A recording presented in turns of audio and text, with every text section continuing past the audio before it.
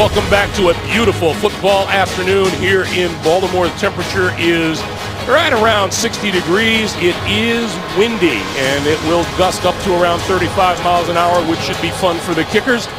The Cincinnati Bengals won the toss. They will defer, which means the Baltimore Ravens get their hands on the football first.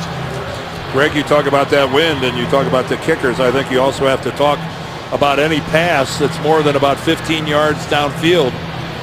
The football might do some funny things if it really goes for a ride on one of those gusts. That's Jacoby Jones, the #1 kick return man in the NFL a season ago with more than 30 yards of return. And he'll get a chance here, 4 yards deep in the end zone. Across the 20 and knocked back at about the 22-yard line. Joe Flacco on pace for a career high in passing yards for a season, but he admits he's been struggling. 10 touchdown passes, 9 interceptions, with Baltimore on the brink at 3-5, and perhaps no one is feeling the weight of this day heavier than Joe Flacco. The Ravens start from their own 22.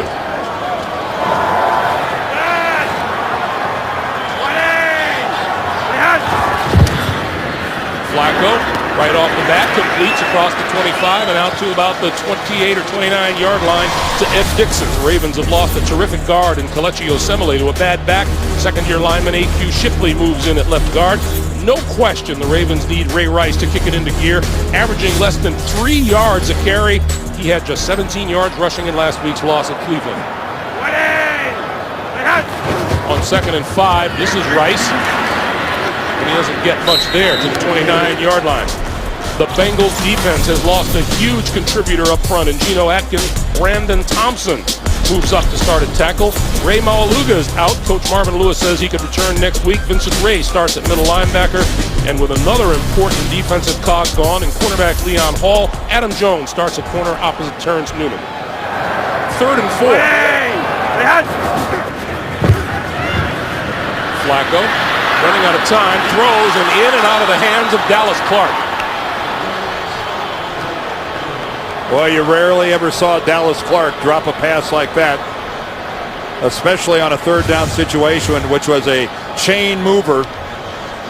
Joe Flacco delivered a perfect pass, and Dallas Clark just, again, the kind of little things have been plaguing the Ravens on their way to this losing record. That should have just been an automatic first down.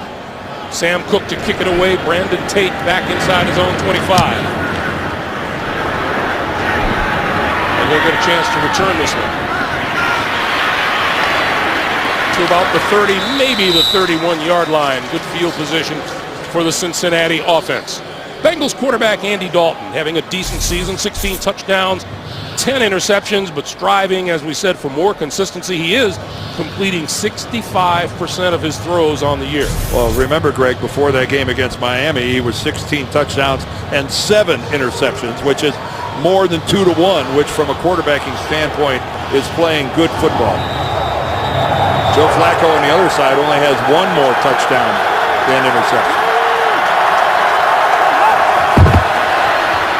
This has been Jarvis Green Ellis finding room to run up the middle across the 35 to the 37-yard line. The steadying influence on the Bengals offensive line. Andrew Whitworth back at left tackle. He's had a sore knee. And one of the Bengals' big offensive weapons is wide receiver A.J. Green, whose 862 yards receiving lead the NFL. 7-yard pickup for Green Ellis, and it's 2nd and 3, and Dalton to throw. And that's complete for a first down to Green across the 40 at about the 43-yard line. Well, Ladarius Webb right there matched up on A.J. Green, and A.J. Green at 6'4", such a target, and you see right there the kind of hands that he possesses. You know, that was a pass that was in a similar place like the one that Dallas Clark dropped, and you just soft and supple. He just reaches out, snatches it cleanly, pulls it in. Supple? Supple. Supple. First down, the 44. Ben Jarvis, Green Ellis for a couple across the 45. Baltimore's defense has at least 2 sacks in 16 straight games. Defensive end Arthur Jones has 3 of them. Outside linebackers, a quarterback's nightmare with Suggs on one side and Elvis Dumerville along with Courtney Upshaw. And the Ravens secondary has the rookie at safety, first-round draft pick Matt Elam from Florida. Giovanni Bernard is into the Cincinnati backfield on 2nd and 7. This is one exciting rookie, Giovanni Bernard. He is a sideline to sideline and sometimes all on the same play. Dalton's pass knocked down on a fine play by Darrell Smith. Well, that time Dean Pease, the coordinator, comes with a blitz. And that way the Ravens knew that they're going to sit on the short routes because they know the ball's coming out in a hurry. And that's exactly what Darrell Smith did. He undercuts this, almost comes up with the INT. It was just a little too far out in front of him. He didn't have a realistic chance of pulling that in. 3rd and 7.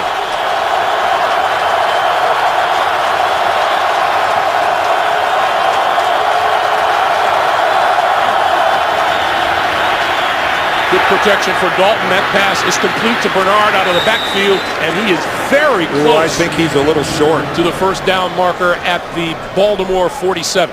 Now, granted, he's only 5'8", but he's short of getting the yardage for the first down, and you can see right off the bat that Walt Coleman signals 4th down.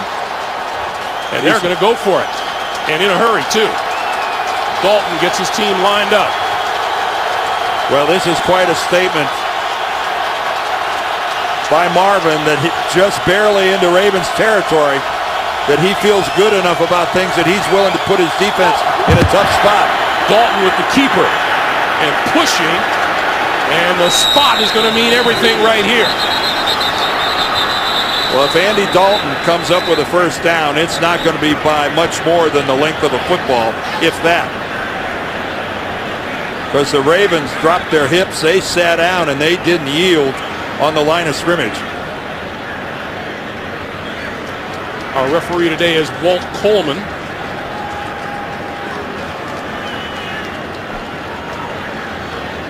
And here comes the first big measurement of the day. I'll tell you, looking at that spot, Greg, I don't believe he got it.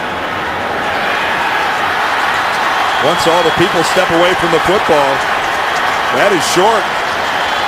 By about the length of the football.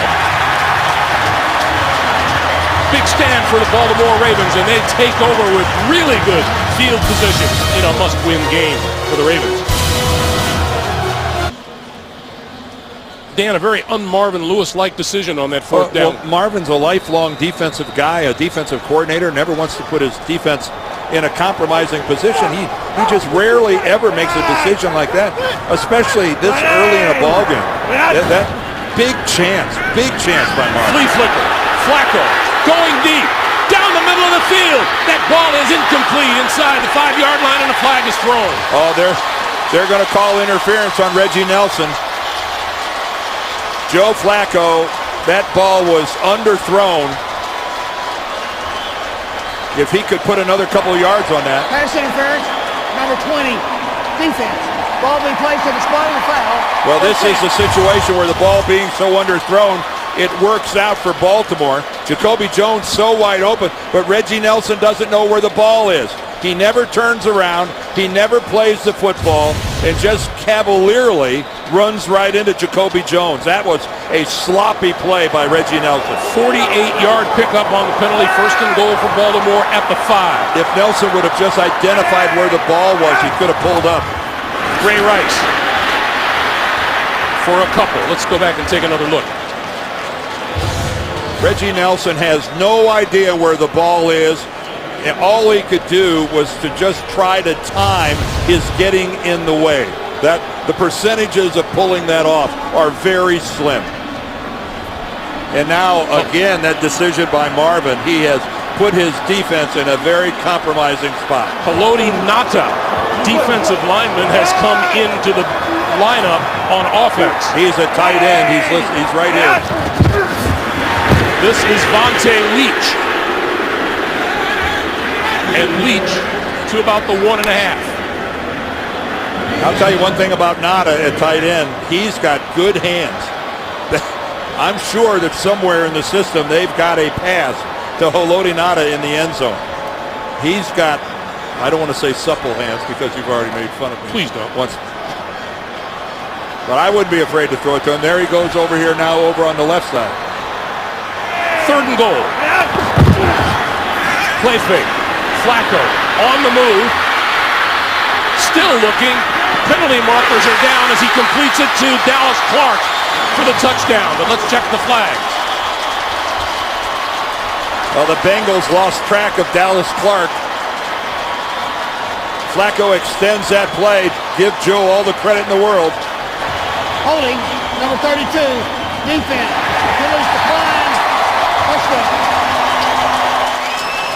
The penalty is on Chris Crocker. Well, Joe Flacco puts the pressure, and look at Dallas Clark. They've got him. Crocker's got him. He didn't want to let him get up, and then again, Crocker just loses his balance, stumbles forward, but that is all Joe Flacco. Joe Flacco, by buying all that extra time, pressured the Bengal defense until they cracked. That is the first Baltimore touchdown in the first quarter since their opening week game at Denver. And let the second guessing on Marvin's 4th down decision begin. Marvin Lewis decides to go for it, doesn't make it. Field position, pass interference a couple of times, and a 7-0 Baltimore lead. The NFL on CBS is sponsored by Southwest Airlines. Find our fares online only at southwest.com. Mercedes-Benz and the all-new CLA. And by Quicken Loans for a mortgage experience that's engineered to amaze.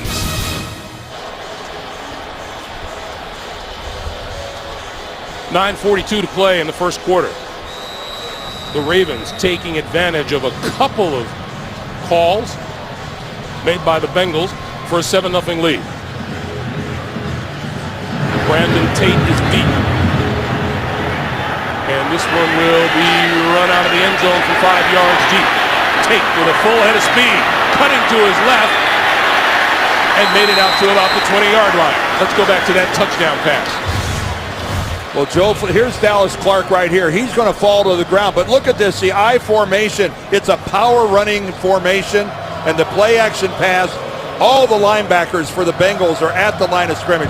But this is Joe Flacco, his athleticism, and he throws an extremely accurate pass. Again, Joe right there, a little fake as he gets around Dunlap, but as he is on the verge of stepping out of bounds, a perfect strike to Dallas Clark. Well done, number 5. So Dalton and the Bengals from their own 20-yard line. Dalton, quick slant, incomplete, intended for A.J. Green. It'll be 2nd and 10. I think that was Jimmy Smith, the corner that was. That's Webb. Take it back. That's Ladarius Webb. Talk about perfect timing. Arriving at the receiver at the exact moment the football does.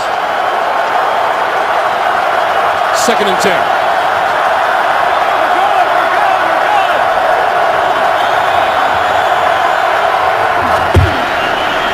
This has been Jarvis Green Ellis for no more than 2 on the play.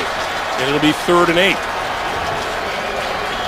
The Bengals haven't enjoyed a lot of success here at M&T Bank Stadium. We've documented numerous times over the years what a markedly different Ravens team this is here in Baltimore. And now they get to play with a lead. The crowd is into it. This is a perfect start for the folks in purple.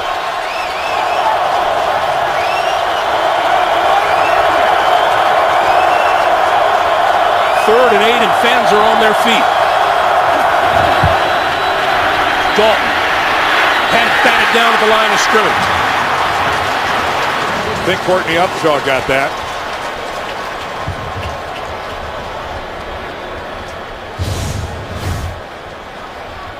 Oh, Haloti Ngata came in and hit. That's going to be roughing the passer. He put his helmet right into the chest of Dalton. Rubbing the passer, number 92, defense, 15-yard penalty, first down. Well, the blocked pass doesn't matter.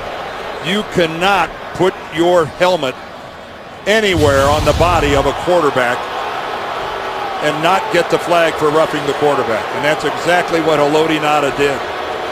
So instead of kicking the football away, the Bengals get 15 yards and move out to the 35-yard line. You know, John Harbaugh is arguing, well, he didn't hit him in the head. It doesn't matter if you hit him in the head, coach. If you hit him in the torso, if you do the striking with your head, that's the penalty as well. Make it the 37, the line of scrimmage. This has been Jarvis Green Ellis left side out to the 40-yard line, and Haloti Ngata making the legal hit there. And Ben Jarvis Green Ellis does the heavy lifting in this Cincinnati running game. He's the power back. He seldom ever fumbles the football. Very sure-handed. Remember all his years with New England. And then the change of pace comes in, and that's Giovanni Bernard, their second-round pick out of North Carolina. But the dirty work is done by Ben Jarvis Green Ellis. On 2nd and 6, this is an end around Marvin Jones, and Marvin Jones with a hit of speed close to midfield and enough for a first down. Great hustle by Chris Canty getting all the way out there on the perimeter along with Ladarius Webb to make that hit. You know, Chris Canty, a 6'7", but he's a tremendous athlete and he can run. That was a good illustration, getting all the way out there to make that hit. Don't see many defensive linemen running down wide receivers. First down now. The Bengals at their own 48.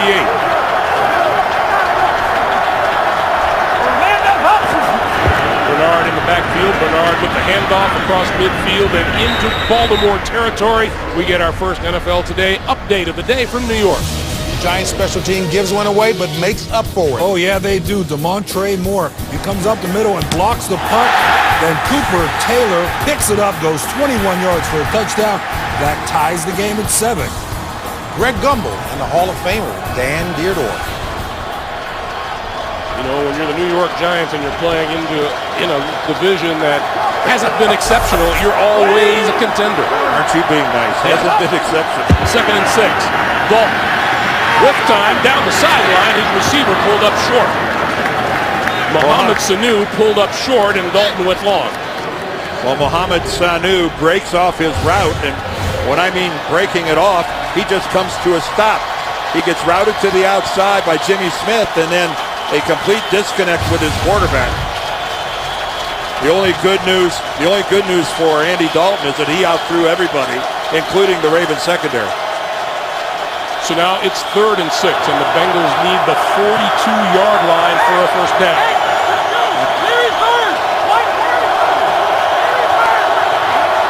Dalton running out of time. 3 on the play clock. 2, 1. Did they get it off? They did not.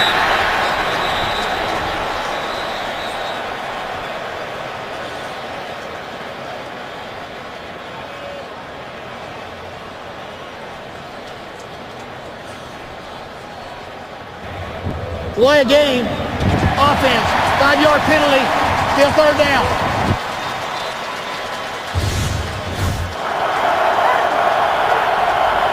Andy Dalton still making adjustments and then couldn't get the ball back in time. Yeah, at first glance it looked like he might have been trying to call timeout, but he was not. He was sending a play call out to his wide receivers. So now he looks at a 3rd and 11. This is where Suggs, Dumerville, and company have been pretty darn good this year.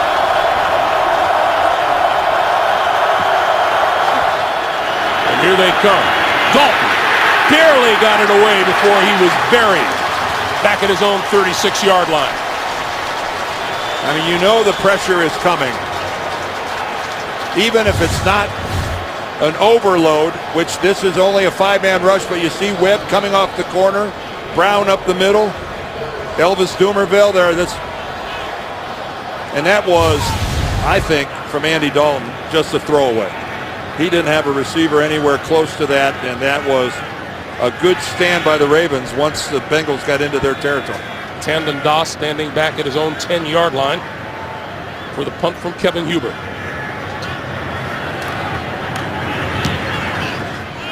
High and short. And it bounces, and it takes a Ravens bounce before it's down inside the 25-yard line. 6:34 to play in the first quarter. Baltimore 7, the Bengals nothing. invite you this week to not miss the show that's in a league by itself with guys that take on all 32 teams and each other. James Brown, Phil Simms, Chris Collinsworth, the artistry of NFL films, the chemistry of the boys inside the NFL. The show the pros watch Wednesday at 9 only on Showtime. 53 penalty yards the Bengals have been hit with. The big one in that one, the 48-yard pass interference call that set up the touchdown. Outside of that, the Ravens have run 6 plays and gained a total of 11 yards. Bernard Pierce is in the backfield. Flacco rolling, throwing, got his man across the 35, across the 40, and out of bounds, Torrey Smith.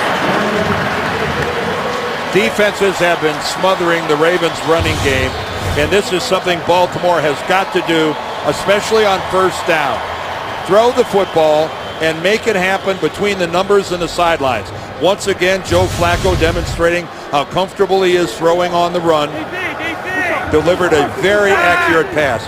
But this will get him out of a defense with 8 men in the box. If you are successful passing your way out of it by playing outside the numbers on first down. This is Pierce. Pierce around the left side. There's a penalty marker thrown in the backfield.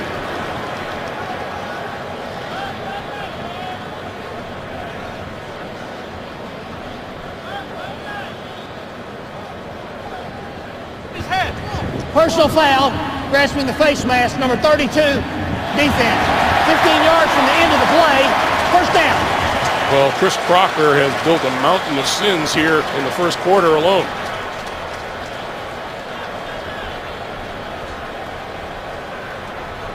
That'll advance the Ravens all the way.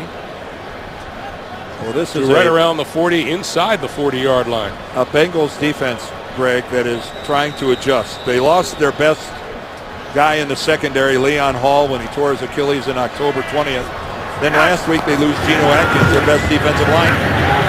This is Bernard Pierce with the catch out of the backfield, splitting tackler inside the 30 and close to the 25, where Vontaze Burfict finally drags him down. Well, this looks like a couple of the Bengals are going, I thought you were going to tackle him. And the other guy goes, no, I thought you had it. And Bernard Pierce just runs right between them. Right there. Or you got to do better than that. Vontaze Burfict, at least at the very end, got in there and got him down. Not until he was dragged for a couple yards. Flacco back at it in a hurry in the ground game up the middle inside the 20 to about the 18 is Pierce. As you were explaining it, Dan, it's very simple. When you stack the box against the Ravens, then Joe Flacco, as you mentioned over the weekend, hasn't been able to throw his way out of that situation. Well, he has today so far, very early in this game. We're still in the first quarter, but you're exactly right. And the Ravens take the blame for that. They said, hey, nobody's going to help us out of it. 2nd and 1, lofting it for the end zone. Torrey Smith! Incomplete. Covered by Terrence Newman on the play.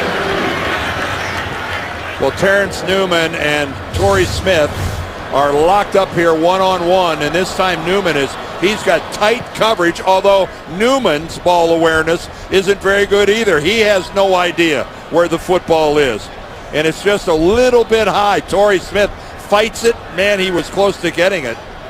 But again, another Bengal defensive back, and his ball awareness not very good. So on 3rd and 1, Flacco, quick pass out to the far side, and that bounces to Torrey Smith, and it'll be 4th and 1, and the field goal unit will come on. See, that's one of those throws that Joe's, every now and then he just throws one of those that you go, wow, how could that happen? Because he sure has a better arm than that. Well, that's the easiest. There's nothing to that. That's an extended handoff. That is akin to a running play. And he short arms it, and it just flops in there short. Now Justin Tucker kicking directly into the wind from about 36 yards out.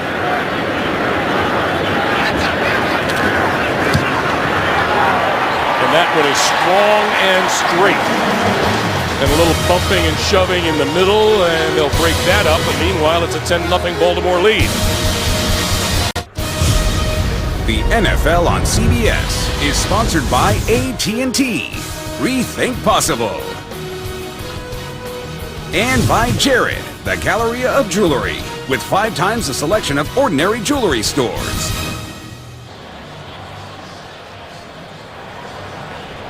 It's a 10-0 Ravens lead with 4:39 to play in the first quarter as we welcome you back to Baltimore. And the Ravens have taken advantage of every opportunity they've been given here today so far. Although, as they say, Dan, it's early. It is early, but falling behind early to the Ravens at home is a recipe for a loss. Tate dropped it and will down it in the end zone. So they will start at the 20-yard line. Fantasy football fans get a fresh start with Player Challenge, a 4-week game that now includes even bigger cash prizes. See rules. Sign up at cbssports.com/challenge. When you got a team that's lost 3 games in a row and they get home and they're really banking on playing well at home, spotting them a 10-0 lead is talk about an injection of confidence. That's exactly what the Ravens have right now. And Andy Dalton has to figure out a way to get this thing started offensively. Fakes the pass, gives it to Bernard. And Bernard, when all is said and done, gets about 2 yards on the play.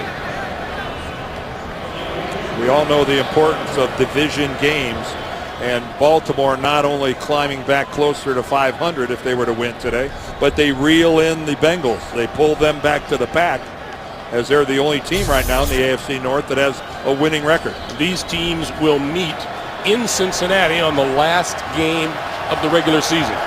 And the Ravens desperately want that game to mean something. Dalton on 2nd and 8.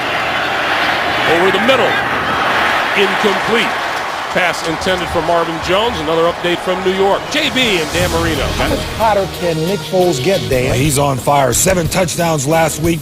Nick Foles down the middle of the field, throws it up, 55-yard touchdown. He gets the good bounce. Deshaun Jackson, perfect. 7-0 Philly. You know what? Including the bounce, Greg and Dan, I'm sure you would say that's exactly how the coach drew it up. Yeah. Really. And there you see in the NFC North, 3 teams in that division have winning records. Dalton has thrown 4 straight incompletions, and he's looking at a 3rd and 8 right here for a first down. Has time throwing, and that is complete across the 30 and out to about the 35 or 36-yard line is Mohamed Sanu for a first down. Well, that time the Ravens elect to come with just a straight 4-man pass rush, and the result is no pressure on Andy Dalton. And he throws a high pass, and that was really nice by Mohamed Sanu of going up and getting it. But again, no pressure that time. The Bengals offensive line snuffed out the 4-man rush. Bengals minus the services of their fine young tight end Jermaine Gresham today. He's got a bad groin muscle and missed this. This is Bernard. And Bernard wrestled down by Haloti Ngata. Now, Giovanni Bernard listed at 5'9", 208. Haloti Ngata listed at 6'4", 340. Yeah, I'm not sure if he was tackled or absorbed here. He just kind of disappears. One of the best defensive linemen in the game of football, Haloti Ngata. And I know Giovanni Bernard is going, I'm going for a ride. I just hope it ends okay. The good news is it ended without Ngata on top of it. Dalton throwing out to the far side, and that was really high and difficult for Marvin Jones to handle. By the time he came down with it, he was surrounded by Ravens. Yeah, we just saw a bubble screen like that thrown by Flacco, and he threw it in the dirt. That time Andy Dalton almost sails it over into the bench. I don't think the wind had anything to do with either one of those throws. Not at that distance. 3rd and 7 now. Bernard still in there. It was a question mark today with sore ribs, but he is playing.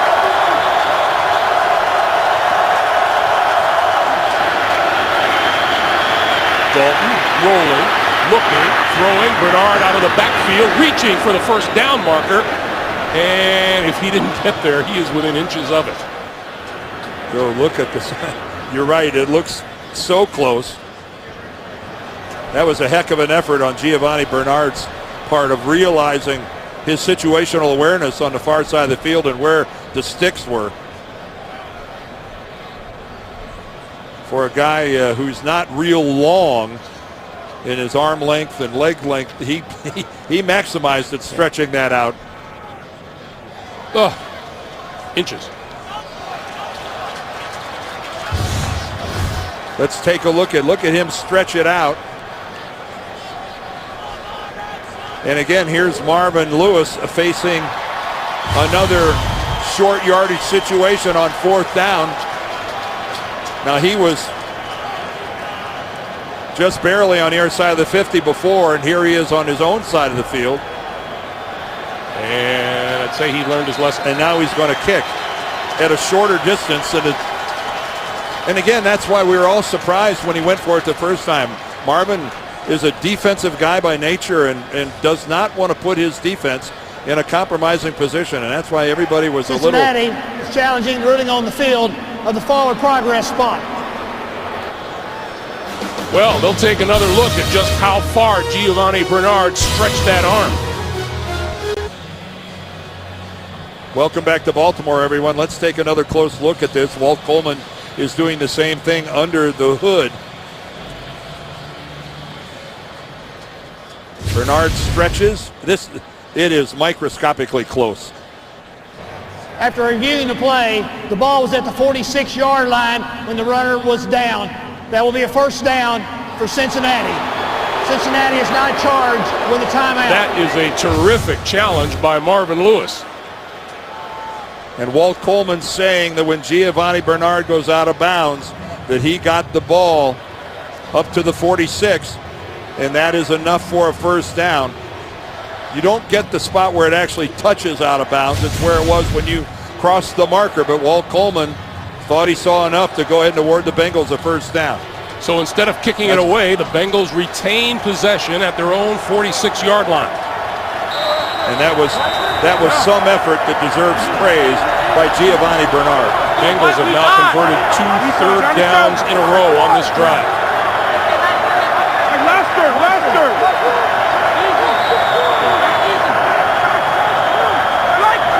With their number 1 draft pick, Tyler Eifert, right here, the tight end in the backfield. This is Bernard. And Bernard with running room up the middle. Inside the 40, spinning to the 36, and another first down. Boy, talk about a burst. Look at Bernard. This is going to come right in between the center and the right guard. And take a look at the lack of pursuit by the Ravens. Terrence Cody can't get into that gap, and we've got an injured Raven. That's Haloti Ngata. Back at midfield, Ngata he's up but not moving.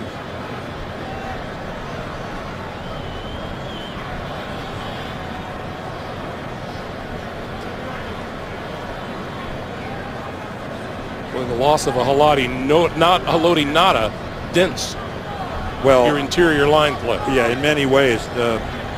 We're talking about a guy not just on the field, but in the absence now of Ray Lewis and Ed Reed and people of that caliber. Haloti Ngata, one of the veterans that is in a real leadership role with this team. And he is a pro. I mean, this guy, a good person, an even better football player.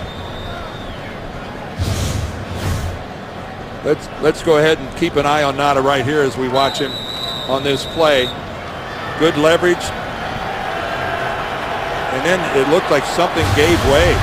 Looked like he went down on his own, but something popped. What happened? On first down, this has been Jarvis Green Ellis inside the 30 to the 29, and the Bengals unfolding a running game now in the final seconds of the first quarter. And the second time in a row, right off right guard, as they found a soft spot, and they're going right at it. And of course, right now, that's where Haloti Ngata would have been.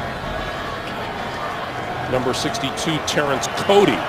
Well, you worry about when a guy went down the way he went, Greg, that he gave it up because something went wrong when he was trying to make a stand. 2nd and 3. Gonna keep it on the ground. Then Jarvis Green Ellis.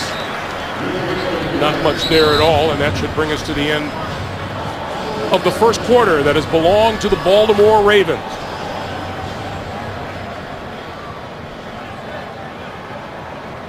But with the benefit of a good challenge by Marvin Lewis, Bengals looking to climb right back in. End of one, 10-0 Baltimore. Back after this. You're watching the NFL on CBS.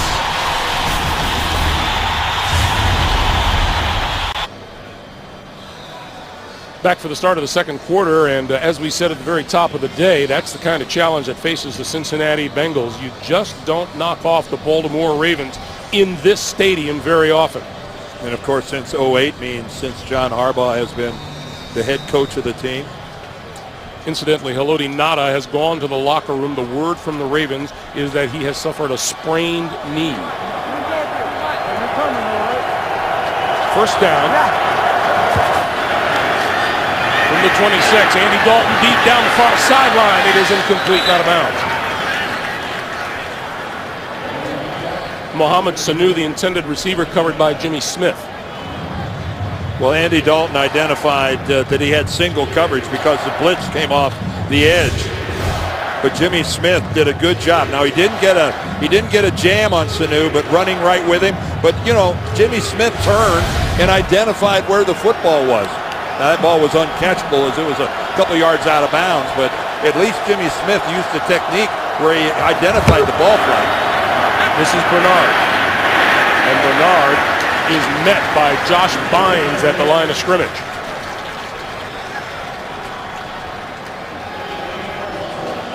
Well, not much in the way of yardage, although Joe Flacco does have the one touchdown pass after the long interference penalty against Cincinnati.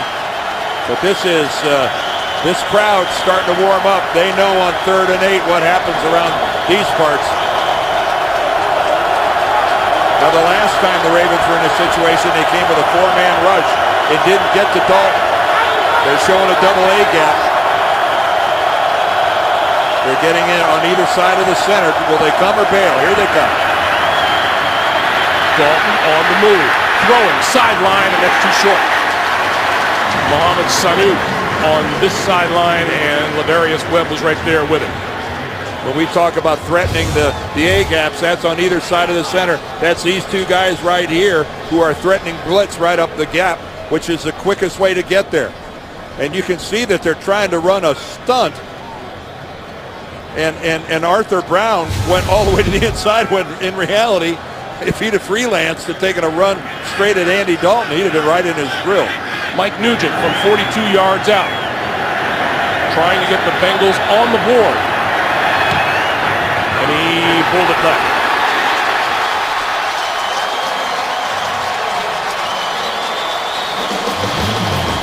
.13:59 to play.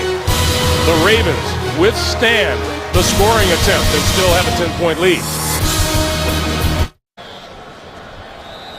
Dan, a look at that tells you that Cincinnati just hasn't done very much right yet today. Well, that's a recipe to a loss.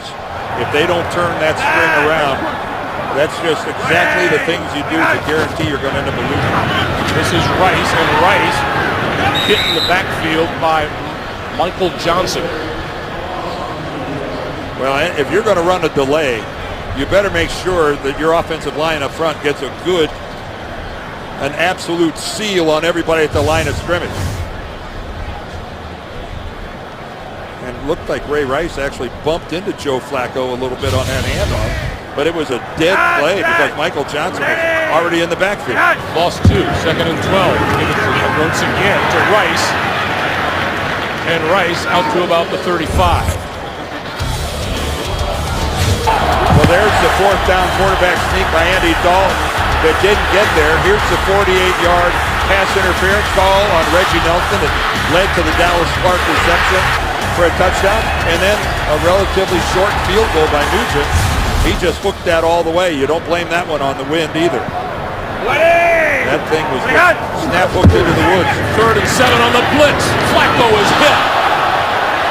And here comes a flag, and that receiver on the far side was tackled.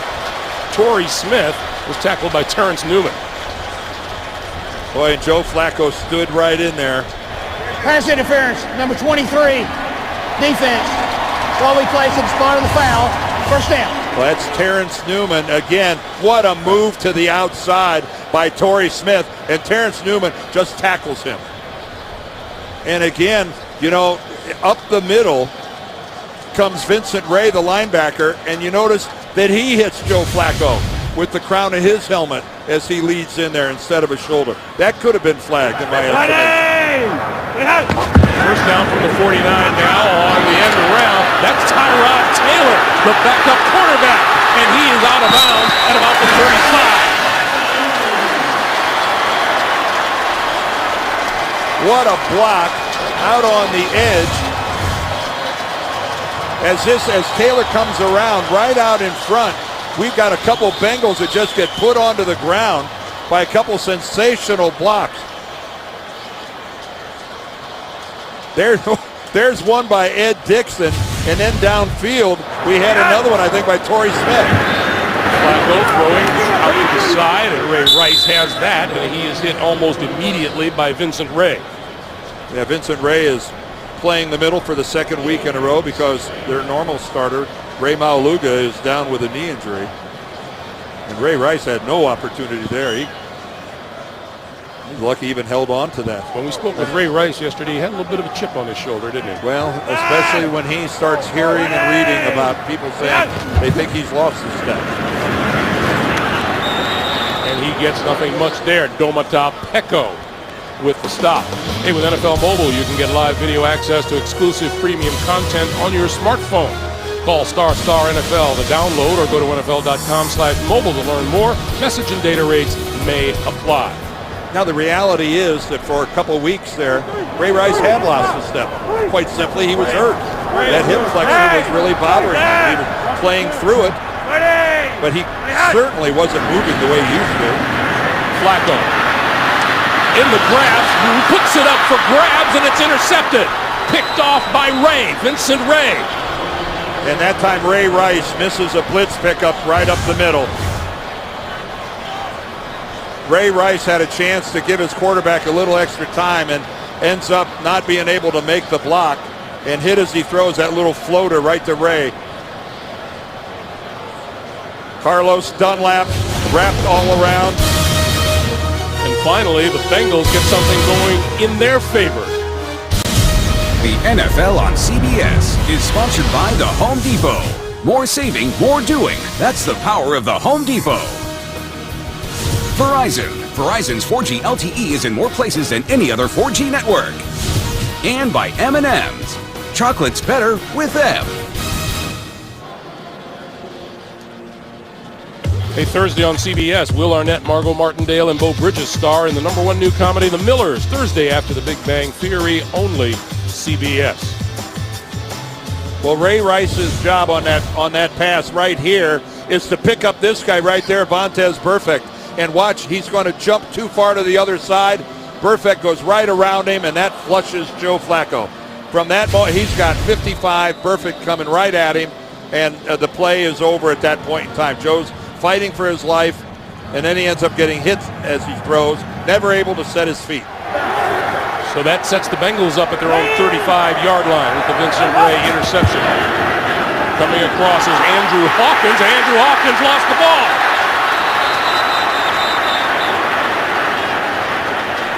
Well, he got it back. Terrell Suggs had a shot. Well, again, trying to set up an end around, and Hawkins had it, but never had it.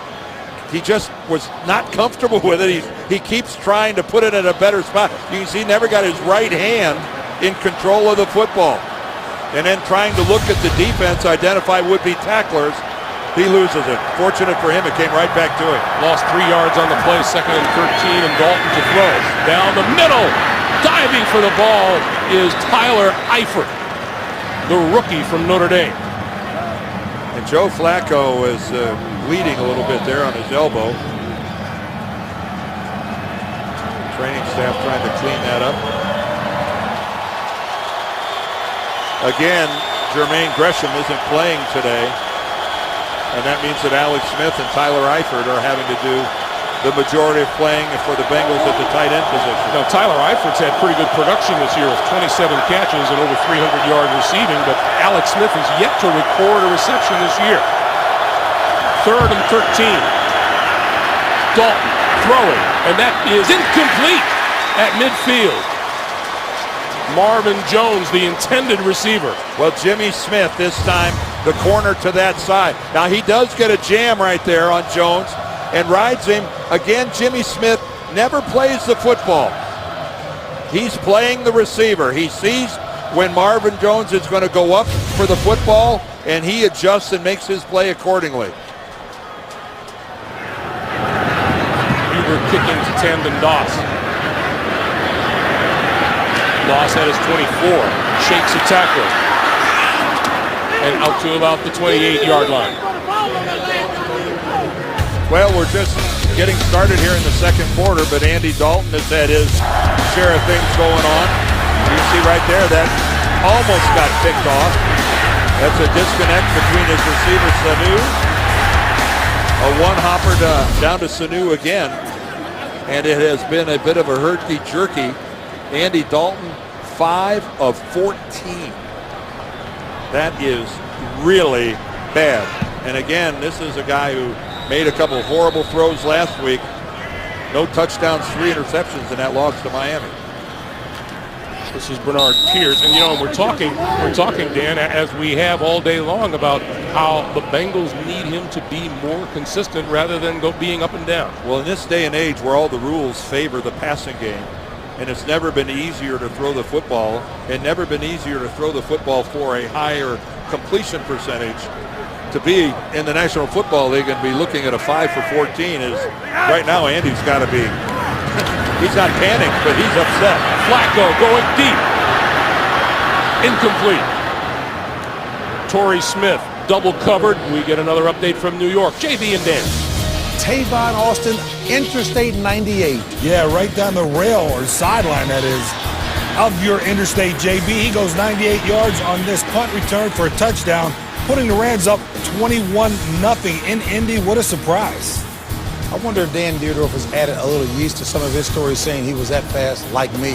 Back to Dan and Greg. Oh, no. I could have backpedaled into the end zone faster than that. Hey, the Rams have been waiting for a big play from Tavon Austin for a while. Flacco under pressure and goes down. And that's Vincent Ray once again.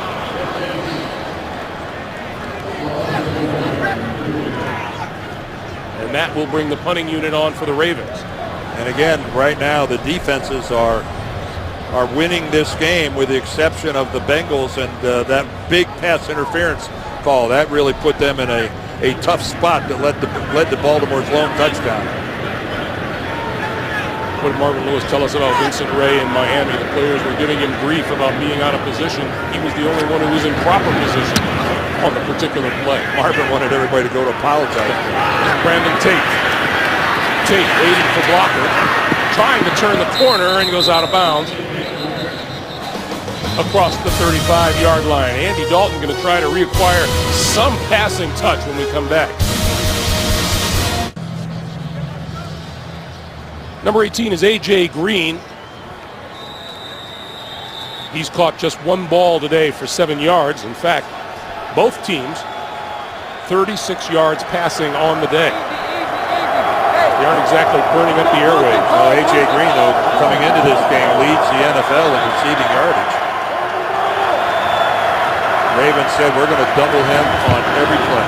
On first down, this is Bernard looking for running room, and he can't find any before number 32, James Ahedibo.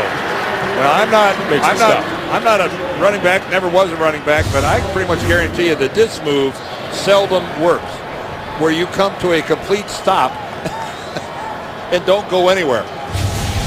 They will find you, even if you're only 5'8". I believe from the running back position, perpetual motion is a theory that might work a little more than the coming to a complete stop and looking both ways. Great for crossing the street, not so much for running the ball. Loss of 1 makes it 2nd and 11. They'll try it on the ground again. To the 35. Well, Tyson was right there again. This Ravens defensive line is clogging things up. D'Angelo, Tyson, and the big bodies you can see in there. The Cincinnati offensive line is just not getting a push at all. Right now the line of scrimmage is being won by the Ravens defensively. Remember, this is a defensive line with the Ravens that is now missing Haloti Ngata, who has gone to the locker room with a sprained knee.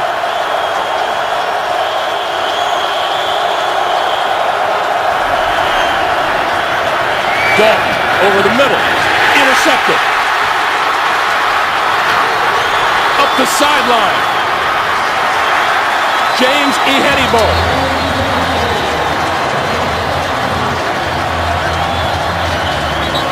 And there is great field position upcoming now for the Baltimore Ravens once again. Boy, and we have a penalty marker down. the struggles of Andy Dalton continue.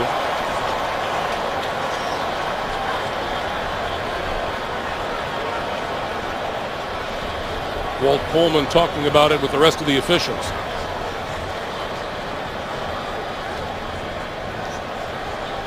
Well, obviously what matters here is whether this was before or after the interception. Ihedibo with his first pick of the season.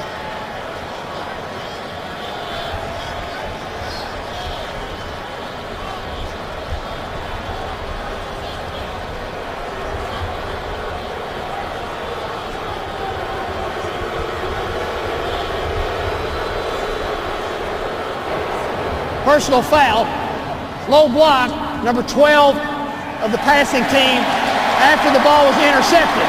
We will add 15 yards on to the end of the play, or half the distance to the goal. First down.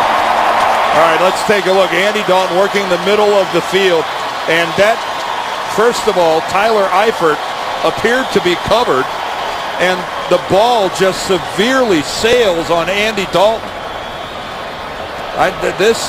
I can't conceive of any route that would have put Tyler Eifert anywhere near where that ball went to Ihedibo.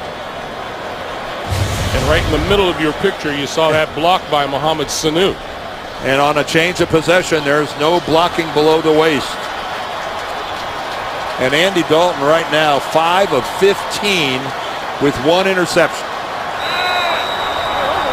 Last 2 weeks, he's had no touchdowns and 4 picks. Rice in the backfield. Arizona Bison! Arizona Bison! You got him, sir. Flacco for Rice, and Rice ducks inside the 10 to about the 8. Whistles blow. Well, we had Michael Orr finishing his block, which is what good offensive linemen do. He just buries whoever it was that was underneath them from Cincinnati. Now, take a look at the end of this play. Out of that pile, there comes Michael Orr. And again, Carlos Dunlap comes in to try to help out his teammate. Hey, that's just, you're finishing your block. Even if it is Tuesday. He can't hear the whistle. He's going to play till it's over. Flacco to the end zone. Caught by Torrey Smith for the touchdown. Well, that's one of the best catches that Torrey Smith has ever made. That is going up. That was Anquan Bolden-esque. Going up, competing for the football, knowing you are going to come down awkwardly. Look at that. Catches the back half of the ball, hits hard, and maintains control. That was really good stuff by Torrey Smith. And right now the Bengals are in deep doo-doo.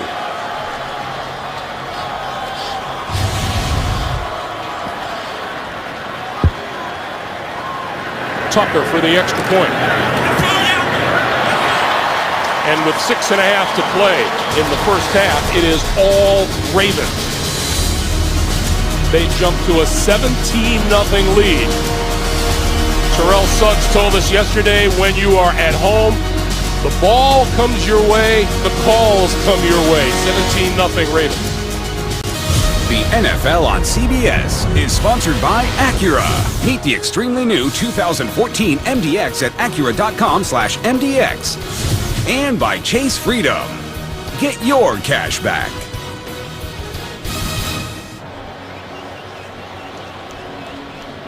When Cincinnati visited here last season, Baltimore won at 44-13, which means In this game, in the last, the Bengals have been outscored 61-13.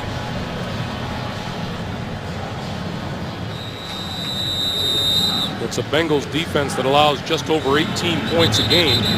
They've already been hit with 17 today as the wind blows the ball off the tee.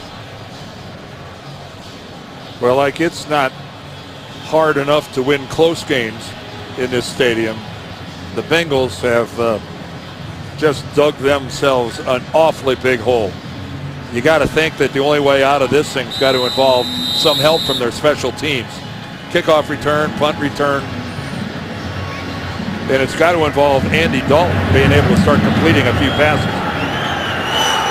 Brandon Tate will not run this one out of the end zone, so Dalton will begin at his own 20-yard line. Well, Jim Caldwell gives him a look with Ray Rice split wide. Here's Torrey Smith, but watch this. No bump, no rerouting, giving him a clean release. Joe Flacco sees that void in the middle of the field. That's just way too easy on the part of the Bengals. And again, that is a beautiful catch by Jimmy Smith. A great look at a guy going up with a hands catch, and Marshall Yanda goes, you know what? I like it. So the Bengals defense back onto the field, a defense which includes Haloti Ngata. On first down, Dalton incomplete on the slant, intended for Green. Second and 10. And good news for the Ravens that even though he went into the locker room to have that knee looked at, they didn't find anything wrong. You just always get a little concerned when a guy just voluntarily drops to the ground because he felt something in the leg. One of the good guys and really one of the superior players. I think it's pretty safe to say that the Ravens are going to do everything they could do to keep A.J. Green from being the guy to make a play.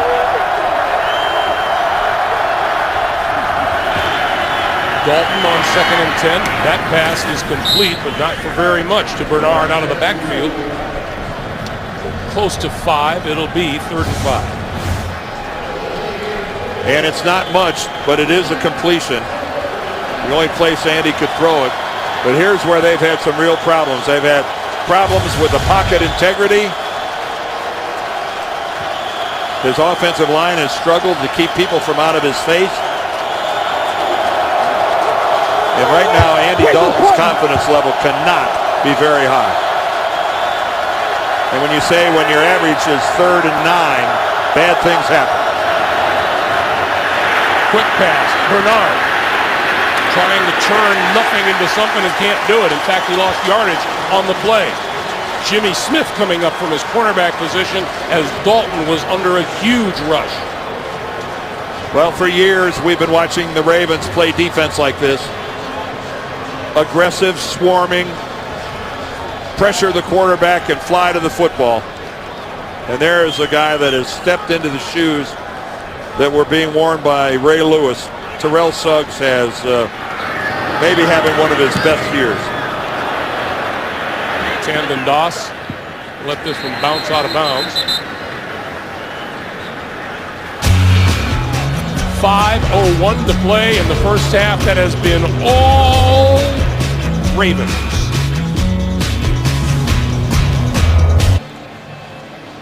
A Tuesday on CBS, a Person of Interest 3-episode event begins, and this time a hero will fall. Don't miss a new Person of Interest Tuesday at 10/9 Central only. CBS. A look at the numbers for Andy Dalton and Joe Flacco today.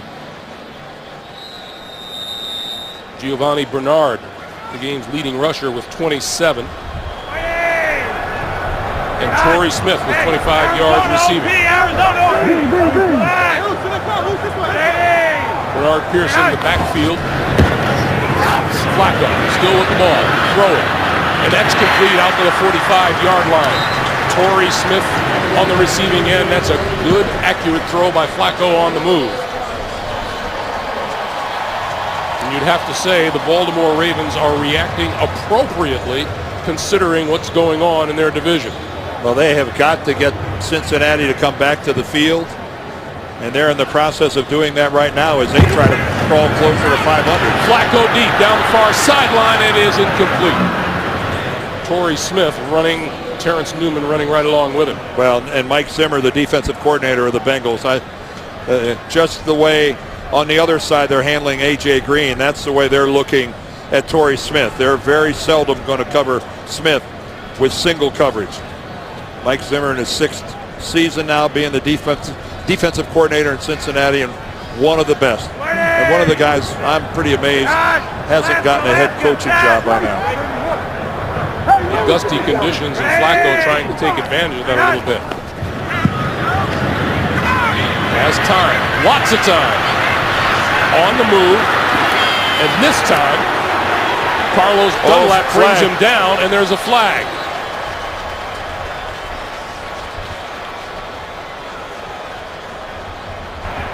Personal foul, horse collar tackle, number 96, defense, 15 yards, first down. Let's take a look. The right hand. Well, he had the hand on the back of the jersey, but he doesn't seem to pull Joe Flacco to the ground with it. Now, Walt Coleman, the referee, was right. There's no question that he's got a hold of the back of the jersey. The hand doesn't have to be down inside. It's just that's not the classic horse collar where you see the guy actually keep being bent backwards as he's pulled to the ground. Nevertheless, new set of downs across midfield. Bernard Pierce, and a penalty marker flies from the near side as he's brought down at about the 44, maybe the 43-yard line. You got to wonder if this isn't some holding call on the Ravens. Holding, number 14, offense, 10-yard penalty, still first down. It's amazing to me how you linemen recognize those holding calls instantaneously. Well, they get wide receiver Marlon Brown. Ooh, and that's a pretty good one too. He just grabs Chris Crocker, pulls him towards him. That was blatant. First and 20. And it was at the point of attack. All the more egregious.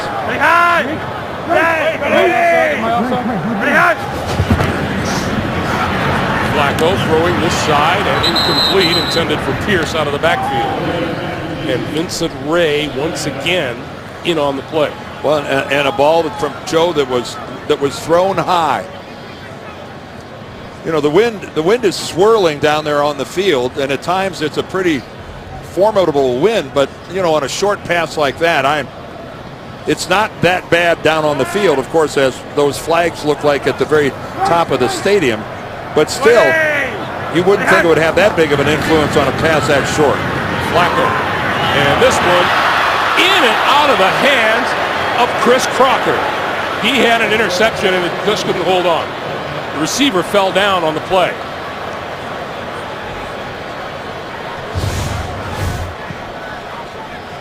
Marlon Brown, number 14, tries to make his cut. Down he goes. And of course, Marlon Brown, a big receiver at 6'5". That ball was actually right in his wheelhouse if it wasn't for the fact that he's on the ground. And Crocker showing that most DBs started as wide receivers and got moved because they can't catch. Flacco, Torrey Smith. Smith looking for running room and actually gives ground back to his own 47-yard line. Well, Torrey Smith gave up a good nearly 5 yards in trying to find a way out. Well, he was trying to make a big play. Can't fault him for that. So Brandon Tate drops back at his own 10-yard line.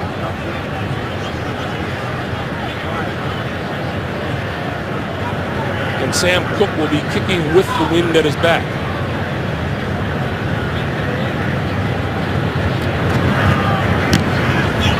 Lofts this one up high. Fair catch called for and made at about the 12-yard line. And we have a penalty marker down. Yeah, on the far side of the field over about the 12-yard line.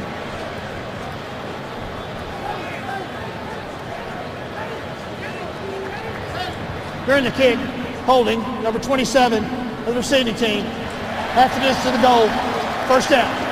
So that's Dre Kirkpatrick guilty of the hold, and that'll back the Bengals up even more. And that shot in our aerial coverage of today's game is provided by MetLife. Well, it's a beautiful day here in Baltimore. Temperature in the 60s, sunny. The inner harbor is sparkling, and it is, other than the fact that the wind is gusting, it's absolutely a perfect day for football. And I'd have to think that any pass over 20 yards or so has a chance of being affected by the wind. This has been a disastrous quarter for the Cincinnati Bengals. They've managed just 3 total yards here in the third, and that one batted down at the line of scrimmage. Is that Naka? I believe it was. The big guy. Again, Haloti Nada, nice little swim move over the top and kept that left arm up in the air and got the football. Nada on my watch. And Andy Dalton looking at a 7 for 19 day so far. 0 touchdowns, 1 interception. That's dismal. Nothing to write back to Cincinnati about. Dalton again at his goal line, tipped on its way and incomplete. Well, 2 passes and 2 tips. And this Baltimore defense getting more and more active and more confident as the game progresses. I think that was Elvis Dumerville that got a hand on it. Now that's no surprise. Couple of the longer arms on the team. Well, yeah, but they're attached to a 5'11" body. But you're right, he's got long arms. 3rd and 10. Too many penalties for the Bengals so far today. Dalton completing 2 of his last 10 throws. Here comes the blitz. In a hurry, he threw it complete. Mohamed Sanu across the 10 and out to about the 14-yard line, and they'll have to kick it away. Ladarius Webb timed it pretty well as he loops underneath and comes right here. He comes from the left-hand side. He comes underneath Dumerville. And Sanu lost his footing just a little bit and really didn't find himself in a position to, if he'd just been a couple more yards upfield, he could have challenged the first down marker. And that will take us to the 2-minute warning. Boy, what a regrouping the Bengals will have to do at halftime. 3 and outs the last 4 drives. They're down 17. You see each team with its full complement of timeouts as the Bengals get set to kick it away. Tamden Doss has a chance for a return here from his own 42. Right up the middle into Cincinnati territory and down at the 47-yard line. Gives us an opportunity to remind you the Verizon Halftime Report is coming up from New York. JB, Dan, Shannon, Boomer, Coach Bill Cowher will have all the latest NFL scores and highlights coming up on the Verizon Halftime Report. Well, really good opportunity now for the Ravens to add to their lead. Having all 3 of those timeouts. They just haven't. There's the average drive start. What the Ravens haven't been able to do is get Ray Rice busted loose. 6 carries for a whopping 10 yards. Not even averaging 2 yards a carry. Quick pass, incomplete. Intended for Torrey Smith, as the Bengals just barely got a 12th man off the field before the snap of the football. Now, as you pointed out, Dan, it's necessary for Flacco to throw the ball well, but they've been successful here in the first half, partly because of that, but also the Bengals have contributed a lot to their own demise. You're right, they have. And you're right, the Ravens have been successful throwing the ball on first down. That was a rare missed pass on first down. But you want to set up the running game by being successful throwing on first down. Hey, Alaska!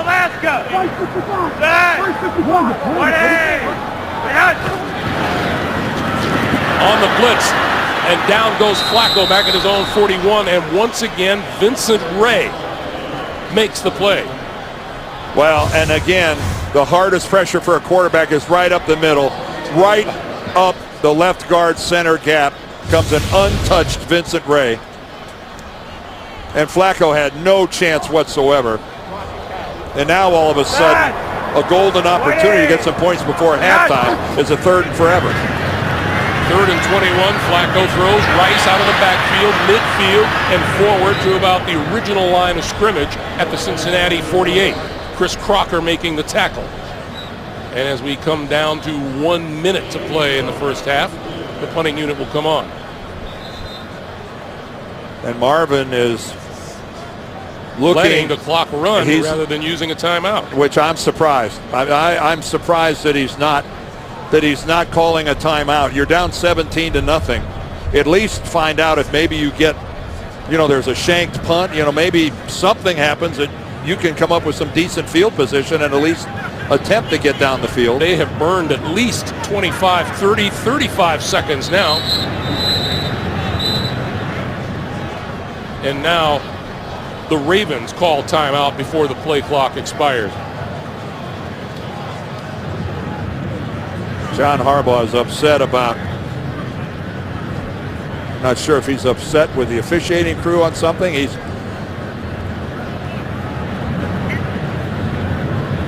Certainly the Ravens can afford to take a timeout in that situation once all the clock was burned up.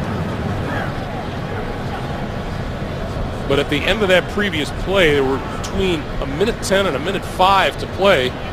Yeah, and the Bengals did not call a timeout. I'm just really surprised they didn't. Justin, okay, if Baltimore executes, they're going to be looking at 80 to 90 yards to go. But what could happen? They could block a punt. They could, if it was a shanked punt, something bad happened. You will want that time back. Sky high, near sideline, floats out of bounds. So we'll see where the officials spot this ball. It looks like it's going to be at about the 13-yard line with 19 seconds to play in the half. Well, you got to assume that seeing he was willing to let the time run off the clock, that he's just going to sit on it and go to the locker room and down 17-0. Cincinnati with 103 total yards and 114 penalty yards. Well, Baltimore is leading 17-0, Greg. They don't even have 100 yards offense. They have 94 yards offense, and this is a very conservative Bengals team heading to the locker room down 17-0. Certainly a conservative finish to a first half that wasn't very good for the Bengals, but means everything to the Baltimore Ravens in their pursuit of the Bengals in the AFC North. We come to the end of the first half here in Baltimore, and it was all Ravens. 17-0. We're back with the Verizon halftime report after this message and a word from your local station. You're watching the NFL on CBS.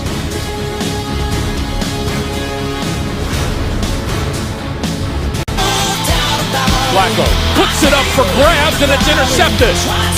Dalton over the middle, intercepted. Flacco to the end zone, caught by Torrey Smith for the touchdown. Welcome back to Baltimore, where our halftime score, the Ravens leading the Cincinnati Bengals by a score of 17-0. Let's take a look at the first half performance presented by Intel, and Joe Flacco taking advantage of that field position for one of his touchdown passes in the first half. Welcome back, everyone. Greg Gumbel along with Dan Deerdorf. It was a strange first half if you're a Cincinnati Bengals fan, because you're left to wonder, number one, what were they doing in the first half? And number two, what the heck are they going to do to correct it in the second? Well, yeah, because you certainly haven't seen anything from their passing game that would give you some confidence. Andy Dalton is he can't even get anywhere near 50% throwing the football. And there's got to be a level of frustration with Cincinnati in that they're losing 17-0 to a team that doesn't even have 100 yards in offense. I think the Ravens have like 94 total yards in the first half, and it's just because of short fields and whatnot. The Bengals are in a pretty big hole in one of the toughest stadiums in which to win. The good news for the Bengals is that they will get their hands on the football first here in the second half, but they're going to have to correct some major problems. They're going to have to find a way to protect Andy Dalton for starters. Yes. His pocket has been collapsing. Dean Pease has been throwing some really good pressures at the Bengals, and they've shown an inability to deal with it. But again, we talked about this, Greg, at the start. This Ravens team, since John Harbaugh became the head coach, when their backs were against the proverbial wall, they have won the games that they had to win. And this certainly was in that category. And while you don't put this in the W column yet, the fact that they've got a lead is not very surprising. Last time Cincinnati was shut out in the first half of a football game was 2 years ago here in Baltimore. Brandon Tate, good running start. and out across the 22, about the 25-yard line. As we look at the first half numbers, and they could be pretty deceiving, but look at that yards per play. I mean, no one's doing anything, Dan. No, they aren't. Not offensively. It's just that the field position has favored the Ravens because, remember, that long interference call, 48-yard interference call against Reggie Nelson, that set up the first Baltimore touchdown. The Bengals have playmakers in A.J. Green and Giovanni Bernard. These two guys have got to get touches, a fair amount of touches here in the second half. Dalton going to come out throwing. Pass to the far side of the field. That is complete to the rookie Tyler Eifert. And Eifert up the sideline. Eluded tacklers and knocked out of bounds at about the 35 of the Ravens. James Ahedibo came over to make the play. Well, nobody told the rookie that he was supposed to go out of bounds when he gets hit. Not once. There's hit number 1, and there is hit number 2 by Upshaw. And his heel was hanging over the white, but it didn't touch. He kept the ball of his feet, his 1 foot rather, in bounds. What an effort by Tyler Eifert. It's Eifert, and Eifert dropping that one. Let's go back and take a look, and you can hear the fans reacting to the replay on the screen, thinking that he had stepped out. The heel is over, but doesn't touch. What a job by the officiating crew, who was right on top of that and was able to ascertain that while the foot was hanging over the line, the heel didn't touch it. It's a good no challenge by John Harbaugh. 2nd and 10 at the Baltimore 35. Now you can see green all around the ball of that foot. This has been Jarvis Green Ellis for about 5 to the 30.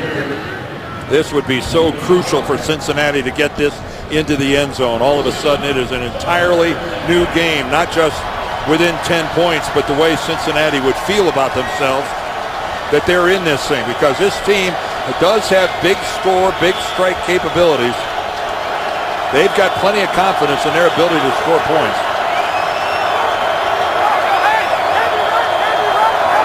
Third and 5.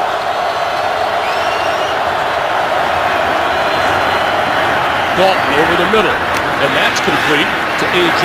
Green, and Green reaching for the first down at the 25-yard line. Well, James Ahedibo, the safety, just wouldn't let go of A.J. Green.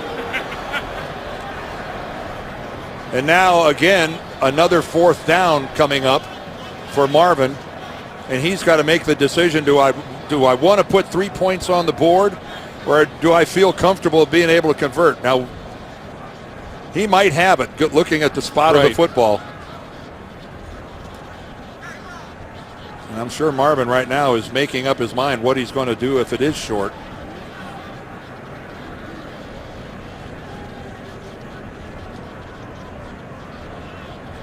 He doesn't have to worry about it. He got it. Boy, Ahedibo hung on.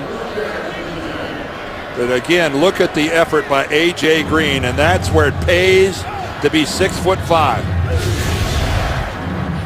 By the way, Dan, just proof positive, and we see it every week, how strange a game this is and how unpredictable a league this can be.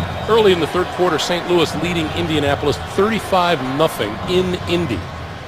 And we've got a challenge flag thrown. I think John Harbaugh is going to say that he thinks Green's knee was down. Baltimore is challenging early on the field of the Forest Progress spot. He thinks that Green's knee was down before he got that full stretch.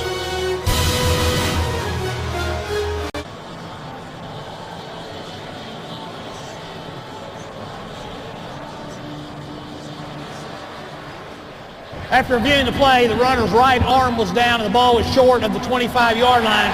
It'll be 4th down. Baltimore's not charged a timeout. A good challenge by John Harbaugh. We're talking about a couple inches here.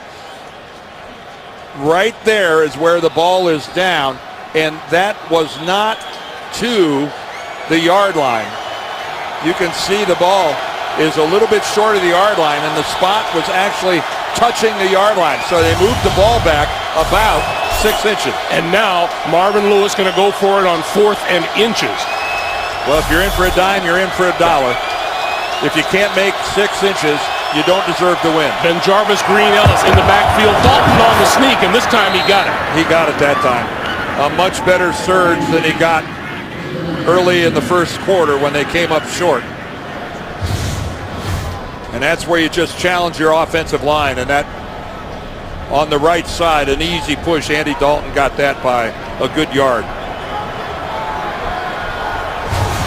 So the first down now just inside the 25-yard line for the Bengals, who are badly in need of getting on the scoreboard.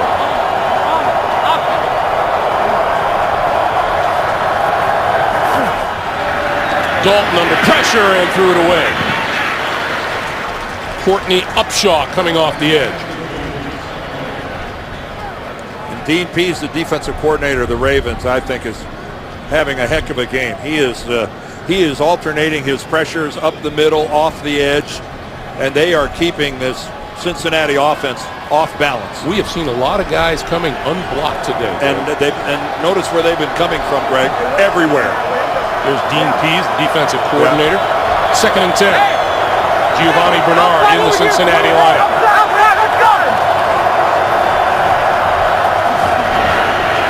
Dalton. Bernard to the 20. Spinning inside the 15 and down at about the 13.5-yard line. And that'll be a first down. I'd make sure I ran about 5 screens a game, getting the ball to Giovanni Bernard. This guy in the open field has got a gift, and a screen is a great way to get him involved, but he makes people miss. As you look at the red zone offense for Cincinnati going up against a pretty good red zone defense, this is the Bengals' first trip into the red zone today. That's quality against quality. Bernard inside the 10 to the 8. With a little help from his friends. Well, yes. Kyle Cook, Kevin Zeitler, the center and the right guard. Good push. And this is the drive that the Bengals talked about at halftime. I wasn't in their locker room, but I'll guarantee you Marvin said there's a recipe for getting back in this game. And a successful drive for a touchdown was at the very top of the list. Haloti Ngata not on the field right now, by the way. 2nd and 6. Dalton running out of time, and he goes down at the 14. Arthur Jones, number 97. Boy, he was just going to flip it out to Giovanni Bernard, who was just sitting as an outlet out to Andy's left, and Dalton just can't get rid of it. Eifert is not even anywhere close to open. Alex Smith bottled up it. And I don't know why Andy didn't let it go. He had Bernard just standing there. 3rd and 10. He needs the 3-yard line for a first down. 13 yards for a touchdown.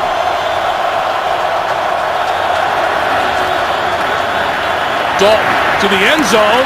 Diving, incomplete. Pass intended for Eifert.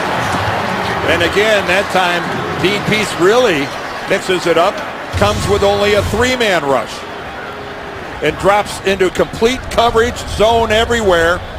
And it would have been a heck of a catch by Tyler Eifert, but you can see at the last second, Darrell Smith comes right across his forearms. Watch him come across the forearms, making it hard for him to hold on to the ball as he falls. And now Mike Nugent from 32 yards out. He missed a 42-yarder earlier. And this one is right down the middle and good. First points of the day for the Bengals. 17-3 Baltimore. The NFL on CBS is sponsored by Southwest Airlines. Find our fares online only at southwest.com. Taco Bell.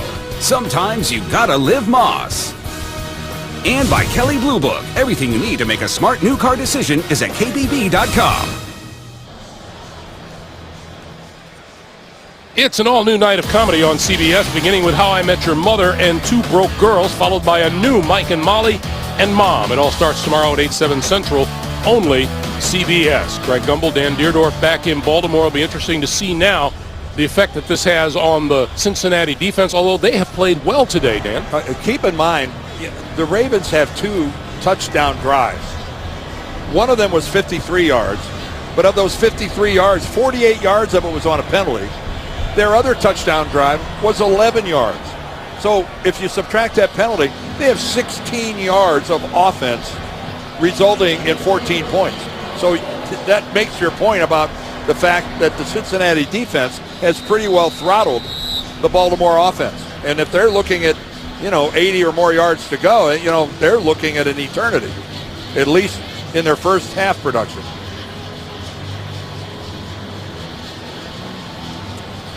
And there's a good illustration of how the wind actually looks like it's starting to pick up on the field itself.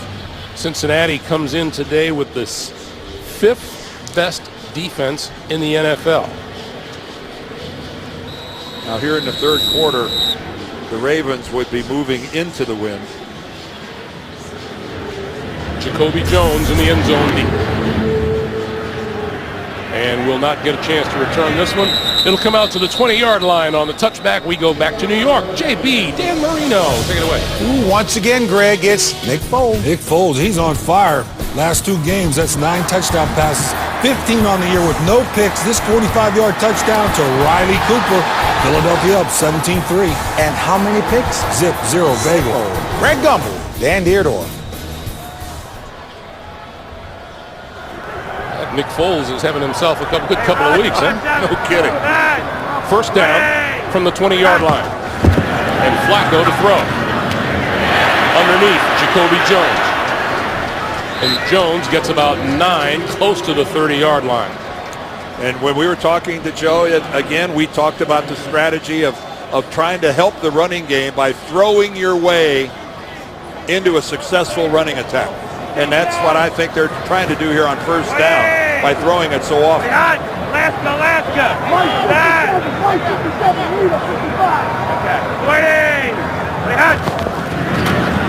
And he's going to throw it again.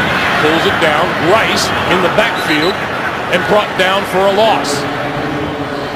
Well, Reggie Nelson is spying on Ray Rice. His job on this particular defensive call, he's just squatting down and he's got Rice measured. And the minute he sees Flacco's going to dump the outlet, wham, he is right on it. Well, Ray Rice, when we talked to him yesterday, he said, I'm due. And you know what? We're all due for a complete football game. Well, those 10 rushing yards are on 6 carries. He's got to be frustrated. On 3rd and 6, Flacco going to throw, and that's complete to Torrey Smith for a first down across the 30 to about the 31-yard line. Tackle made by Adam Jones. Adam Jones arguing that he got the ball to come loose. I don't think there's any question. Yeah, it's after Torrey Smith is on the ground. He's digging at the football, but it does come loose. But Torrey Smith had secured the catch, made a couple steps prior to that. That's a complete catch. And this is Rice. Nothing. And Rice is just not being able to get any running room at all. Let's get another update from New York, guys. Hey, Greg, Dan Dierdorf like touchdown scored this way. Set up by a big punt return. Pittsburgh's Le'Veon Bell up the middle, 4 yards for the touchdown. 17-3 Pittsburgh. Grind him out. Let the O-line do its job. Greg Gumbel and Dan Dierdorf. JB, you speak the truth. That's what touchdowns are supposed to look like. JB, you have awakened the bear. A.Q. Shipley, you can see when he's flexing his hands like that, he took a shot and he's trying to get the feeling back in his arms and his hands. Now things getting a little thin on the offensive line for Baltimore. Yeah, keep in mind that Shipley's playing the left guard spot that was vacated by Kelechi Osemele, who unfortunately is on injured reserve. Going to need back surgery. Shipley, one of the shorter offensive linemen in football at 6'1", but a good, solid technician. Not a Pro Bowler, but a good, solid player. Taking his place, number 76, Ja Reed, a third-year lineman out of Central Florida.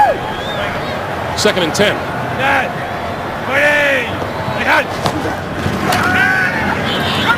Flacco And then another crossing pattern, and that's incomplete, intended for Marlon Brown. It'll be 3rd and 10. Covered and covered well by Vincent Ray. And again, though, Greg, that's a throw that Joe's not real happy with, because he had a chance to hit Brown in stride, and it was a bit inaccurate.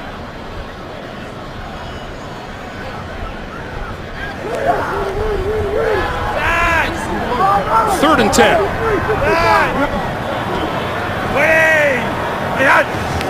And here come the Bengals. Flacco can't get it away, and he goes down at the 24-yard line. Well, Joe didn't have an outlet. All of his receivers were at least 20 yards downfield. Ray Rice stays in to block, as he does a good job picking up Reggie Nelson, but Vincent Ray shakes loose and comes right up the middle and gets right into the chest of Joe Flacco. You know, I know Vincent Ray is filling in for the injured Ray Maualuga, but they've got to find a place for him on the field when Maualuga's healthy. We're calling his name a lot. Brandon Tate should have a chance to run this one back. Pulls it in his 30-yard line. 40 and out of bounds. Good return by Brandon Tate. 7.5 to play in the 3rd quarter. The Bengals back on offense. They trail 17-3. In honor of Veterans Day, for every point scored during the NFL's 32 Salute to Service games, the league will donate $100 to each of its nonprofit partners, the Pat Tillman Foundation, USO, and Wounded Warrior Project. To join the salute and learn more, visit NFL.com/salute. Dan, what did you just say to me about John Harbaugh? Well, I said one of these trips off the field, the Ravens offense is going to get met by an irate John Harbaugh. Incredibly, they still don't have 100 yards in offense. At 99 yards, they just can't find a way to move the ball against this Cincinnati defense. And now the Bengals, they've got to be feeling good about this thing. You know, down 2 touchdowns, but they've got to have a little optimism. Dalton back to the air, and that ball is intercepted. I believe it is. Picked off by Ladarius Webb. And we have a penalty marker down. And a lot of conversation.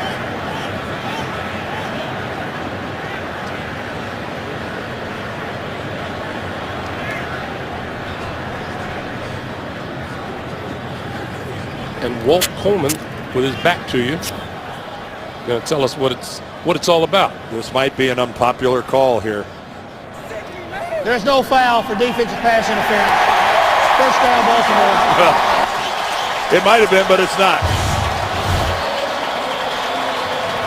Andy Dalton, again, looks like he's looking at the jersey of his receiver, Marlon Jones, and what an effort by Webb. Marvin Jones just outfought for the football. Webb, yeah, I mean, Webb is behind. He is behind Jones and somehow is able to reach around in front and take the football away. That's an extraordinary piece of work by Ladarius Webb. Now, if I were Marvin Lewis, I'd question as to whether or not that happened after the players were on the ground. Oh, it looked like he was taking. It looked like he was taking it away in midair. Well, there's certainly enough time to throw the challenge flag, but he's not going to do that. And that looked like what an effort by Webb from behind to take that football away. This is Bernard Pierce. Pierce looking for running room, coming to the near sideline, across midfield and into Cincinnati territory. Well, keep in mind there, Greg, because that was a turnover, they look at it upstairs, so it's not up to Marvin to throw a flag or not. My error, you're right. But what a job by Webb. That just, you don't see a guy making an interception from that position. 2nd and 6.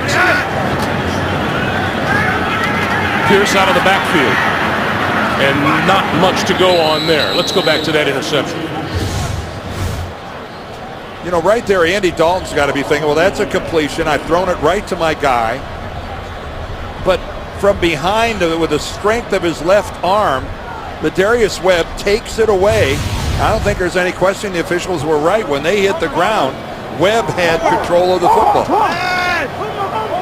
Meanwhile, Flacco back looking at a 3rd down and 6 now. And Might have been a flinch it is. on that Baltimore offensive line. False start, number 82, offense. 5-yard penalty, still 3rd down. Torrey Smith.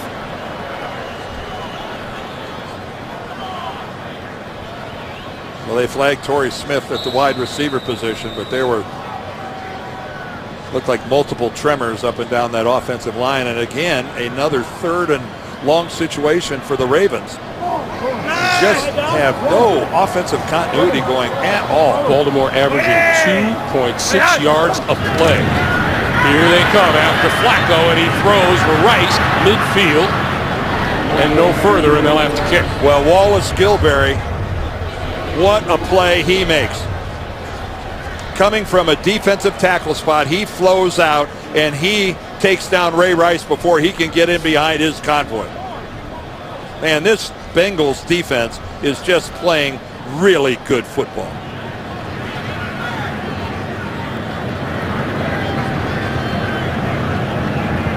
Sam Cook, we'll see what he can do now about backing this Bengals offense up.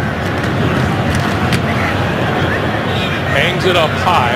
Tate fields it at the 6.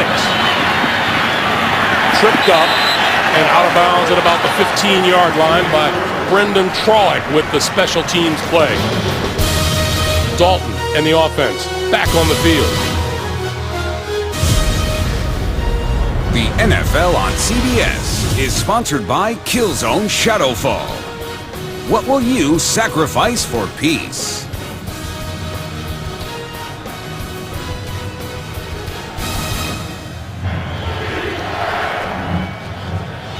.5:23 to play in the 3rd quarter. And Andy Dalton, you look at his numbers, it is time for him to start putting some good ones on the board. This has been Jarvis Green Ellis for a couple. Yeah, 11 of 28 without a touchdown and toss in a pair of interceptions. That is about as dismal of a set of numbers as you'll see a quarterback have in the National Football League. And over a 2-game span, it's no touchdown passes and 5 interceptions. Right. A lot of yards against Miami, over 300 yards, but who cares? You throw 3 picks and no touchdowns, it doesn't matter. Dalton to throw. With time, gonna go deep. Double cover down the middle of the field. It is caught at the 40-yard line by A.J. Green. Oh, what an acrobatic grab. Well, Jimmy Smith and James Ahedebo are there, and Ahedebo has the ball, but it bounces off his hand. It just caroms right to A.J. Green. Ahedebo actually gets a hand on it. There's no way he can control it. He just gets a hand on it. And boy, there's Andy Dalton right into double coverage, and it works out. You know, your first impression is what makes him throw that ball, but A.J. Green is at the other end of it. You couldn't even think about throwing that to anybody other than Green. That one is tipped and almost intercepted on the far side of the field. Yeah, tipped. 2 Bengals got their hands on that. At the line of scrimmage. I think Courtney Upshaw might have got a hand on it. Jay Gruden, the offensive coordinator of the Bengals. Take a look at it right there. That is Upshaw. He just grazes it, but alters its trajectory. 2nd and 10. The rookie Giovanni Bernard in the backfield. Quick pass to the far side. That's A.J. Green, and Green can't escape the push, and there's a loose football. And it is ruled down. Ruled down back at the 41-yard line.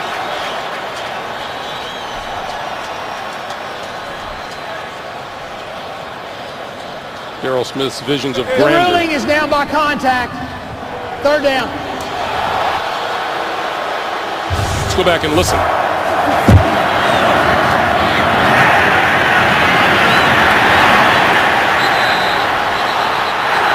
From that angle, it certainly looks like Green has the ball until he... Well, that ball Let's see what comes out. The back of the hand hits the ground first before a knee or a back, or a knee or any other part hits the ground. And here comes Walt Coleman over to John Harbaugh. The problem is that's a play, and we're going to get the explanation right now from Walt Coleman. Baltimore is challenging early on the field that the runner was down by contact. So he'll go under the hood. We'll take a timeout. We'll see if this ends up going in the opposite direction. We're back here in Baltimore. Let's watch A.J. Green. I think before a knee or an elbow or anything hits the ground, he loses control of the football. That, while it was ruled down by contact, there is a clear recovery after this. Even though the whistle blew, the NFL rule states this is going to be Baltimore's football. If Walt Coleman agrees with me, they won't get the yardage. It'll be at the spot of the recovery. But I think Baltimore is going to come out of this with the football. The back of the hand is part of the hand. The wrist is part of the hand. That doesn't put you down. That does not put you down where the fumble would have come after you were down. I think it's a fumble. After reviewing the play, the ruling on the field stands. Baltimore is charged with their first team timeout, and that is all their challenges for the game. Wow. You know, John Harbaugh is upset, and I don't think you can blame him. To me, his knee hasn't touched yet. And the ball is and coming the up. forearm wasn't down. The back of the hand, the way they've always explained it to us, the back of the hand doesn't put you down.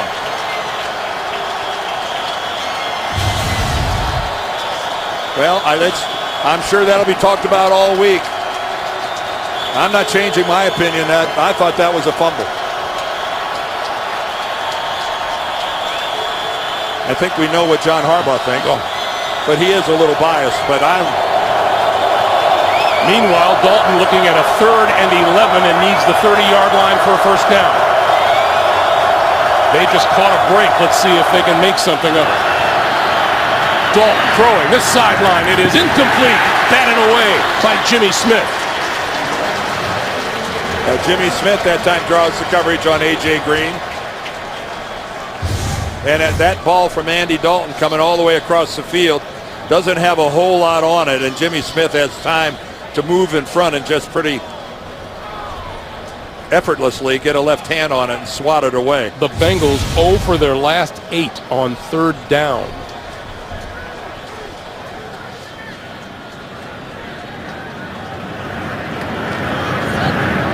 That one goes straight up in the air. He may not get double figures on this punt. That's rolled out of bounds at about the 25-yard line. That's a 16-yard punt. Nothing to write home about. Coming up next, Peyton Manning and the Denver Broncos, Phillip Rivers and the San Diego Chargers, or the Texans taking on the Arizona Cardinals. Check your local listings for the game in your area. Well, kudos to the Baltimore defense. After Cincinnati getting what I thought was a break, they stiffened and forced that punt. The pitch for Rice. For a couple. And we've been saying that all day long. Well, Jim Caldwell goes to a run this time on first down and can only come up with a couple. Again, we want to reiterate Ray Rice maintaining that he is 100% healthy, that the left hip flexor that he suffered in week 2 is in the past, and that he feels great, and he's irritated at people talking about that maybe he's lost it. But yet he has 12 rushing yards today. That pass is complete to Marlon Brown, and that's a first down. Well, this undrafted rookie from Georgia, what a pleasant surprise for the Baltimore Ravens. And that ball from Joe was a little bit behind. He had to reach back and go up and get it. I'm telling you, when you get this kind of production from an undrafted free agent rookie, you have kudos to Ozzie Newsome. He has hit another home run. Rice again. Dancing, but nowhere to go. Michael Johnson is just Can't hardly blame Ray Rice for that. Johnson was there. Vontez Burfict. Now, Dan, they've been able to survive today without the running game, but that's been due to a lot of help in some quarters from the Bengals. But the Ravens can't expect to progress very far with no running game. Well, they haven't won this game yet.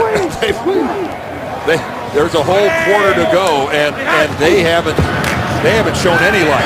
Flacco under pressure and had to get rid of it in a hurry. And Reggie Nelson was coming in from the far side. Well, I think you can see the frustration on Joe Flacco's face. 3rd and 9. You have the year they had last year, although they staggered into the playoffs, but then that unbelievable playoff run where Flacco has 11 touchdowns without a single interception. 3rd and 9. Flacco throwing far side of the field, incomplete.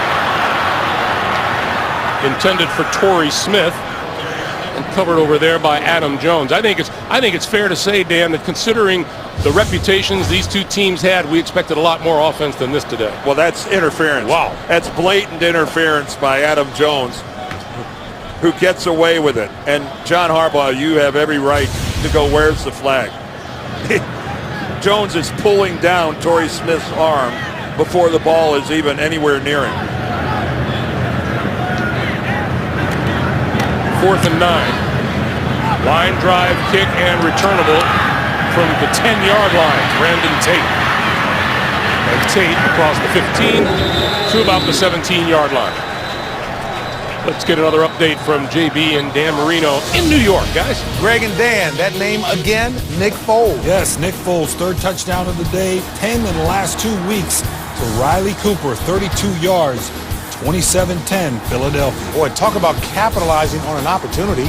Greg Gumbel, Dan Dierdorf. Call him Cooper Loop. Wow, that is. And Riley Cooper, how about the year he's having? Yeah. Considering that it started in a cloud of controversy.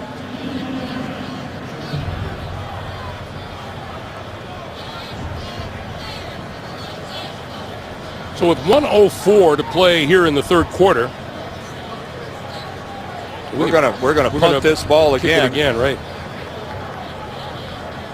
We've had no explanation from Walt Coleman.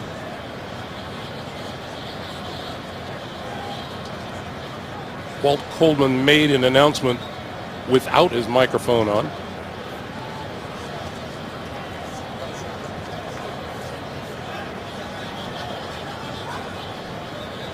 By the way, Kevin Huber of the Cincinnati Bengals punting for an average of less than 30 yards a kick today.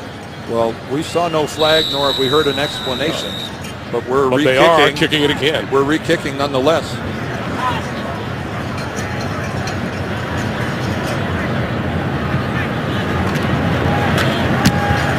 And Cook.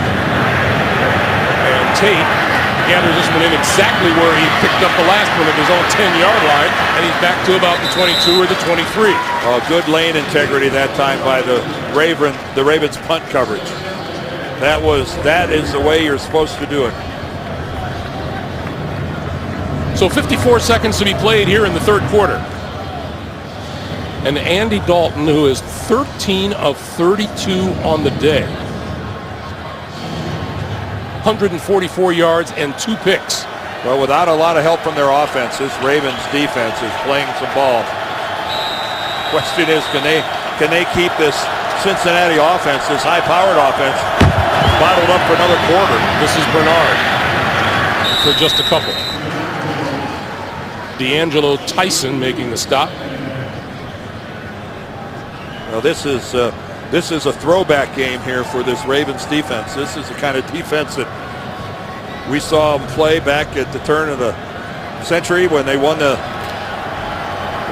Super Bowl in 2000. This is the calling card of this franchise, and they're spinning off a beauty here through 3 quarters. Dalton on 2nd and 7, running out of time, and he goes down.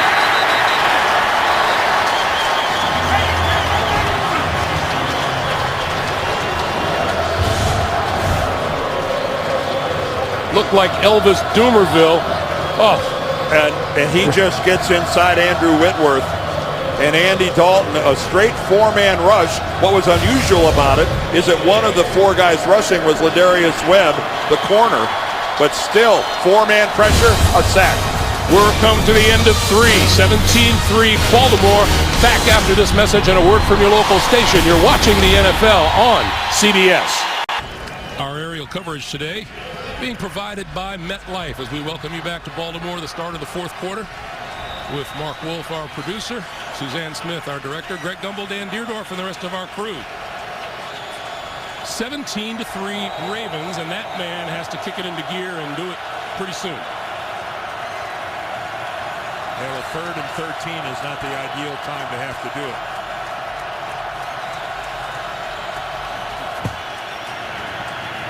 Dalton going down again. Dumervil leading the way.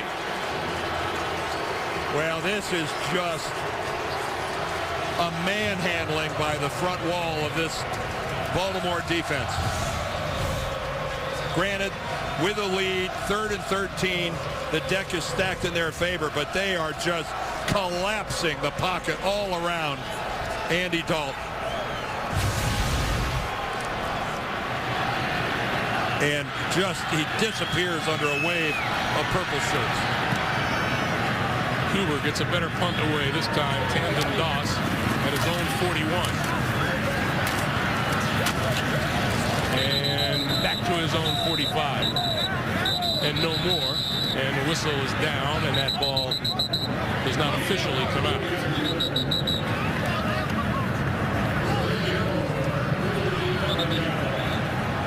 So Joe Flacco back onto the field.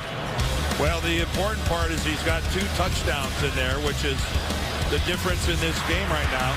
The first one was all because of Joe extending the play, but with his legs and finding Dallas Clark. He gets hit trying to throw it, and that's the pick. And there's his last throw for a touchdown that went to Torrey Smith, who climbed the ladder, went up and got it, made a beautiful catch.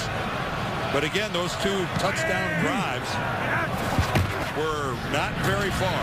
This is Bernard Pierce. Bernard Pierce maybe a yard, maybe not, maybe a half yard at the most. This has not been a great day for either quarterback. No. Well, the first touchdown drive by Baltimore, remember Reggie Nelson got a 48-yard interference penalty on an underthrown ball. So it's not like it would have been a clear-cut touchdown. That ball was severe. If Reggie Nelson would have turned around and played it properly, he might have had a chance at an interception instead of a huge interference call. Flacco has been sacked 4 times today. Dalton has been sacked 3 times. Flacco to throw, and that is incomplete, penalty marker. His receiver ends up on the ground, Torrey Smith.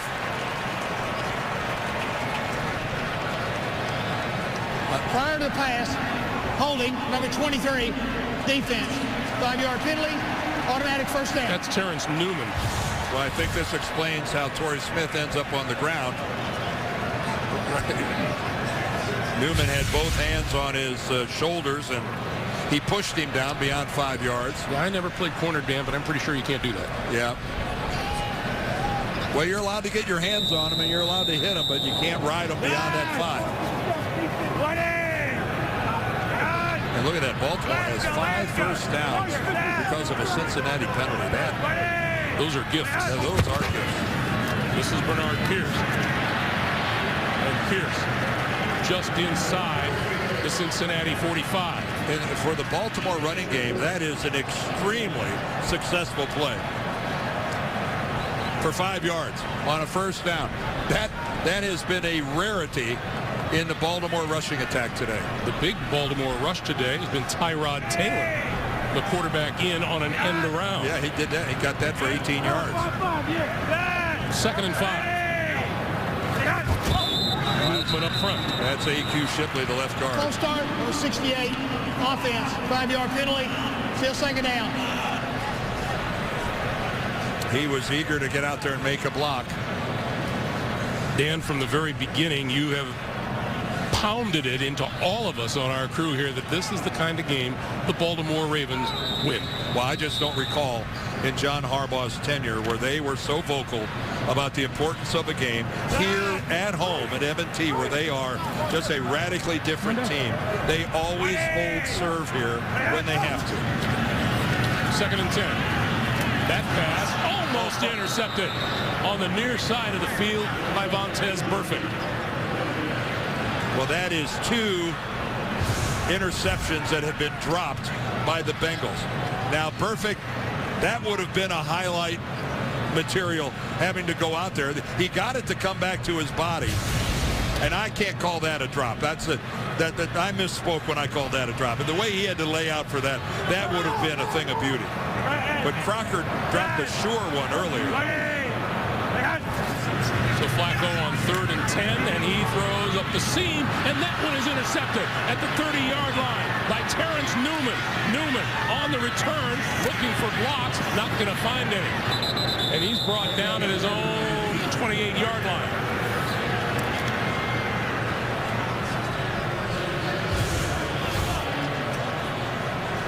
Well, right into double coverage, bracketed short, bracketed long. Terrence Newman makes a pretty easy interception. 2 giveaways today by the Baltimore Ravens. They're within 1 of their entire total last season. Well, I have seen some teams do a good job disguising coverage. We're going to look at it after this play. Masterful by Cincinnati. Dalton, sideline. Batted down by Ladarius Webb. Let's go back to that interception. You hear about disguising a coverage. See Terrence Newman right here? Terrence Newman looks like outside coverage. The outside coverage actually belongs to that guy, Reggie Nelson, on the inside. Watch him bail out, and then Newman falls back inside. Joe Flacco not expecting that at all. That is a brilliant design by Mike Zimmer. Joe Flacco thinks Newman is locked up on the outside, and he falls back to the inside, completely unexpected. Dalton now 2nd and 10. Little pump fake and throws it up the middle and wide open. Close to midfield is A.J. Green for a first down. In a rare instance where the Ravens defense loses track of A.J. Green. He hasn't been that wide open in a long time. And again, just working out of the slot, A.J. Green, and he's able to just find a big soft hole in that Ravens zone before Hennebo could put a hit on him. So the Bengals now at their own 49 with a new set of downs. 11:50 to play in regulation. Dalton on fake again. And this one over the middle, and he's got his man again inside the 35 to the 33 is Green. And rookie Matt Elam, he's back there in coverage, and he loses his footing and ends up on the ground. Again, a big hole in that zone, and you can see Elam is already on the ground. A.J. Green almost dropped that thing and was able to pull it back in. Green now 6 catches for 91 yards on the day. Well, this is defying everything the Ravens have said about not letting A.J. Green do the damage. Bernard out of the backfield, trying to turn the corner, and Jimmy Smith won't let him.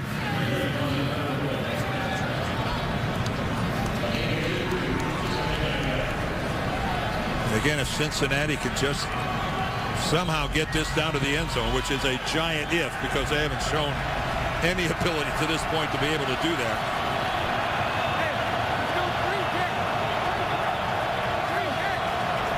Last couple of passes, his offensive line has given Dalton some time. Lots of people crossing the offensive or the line of scrimmage. Well, that penalty is going to be against Baltimore. Elvis Dumerville was all the way across the line.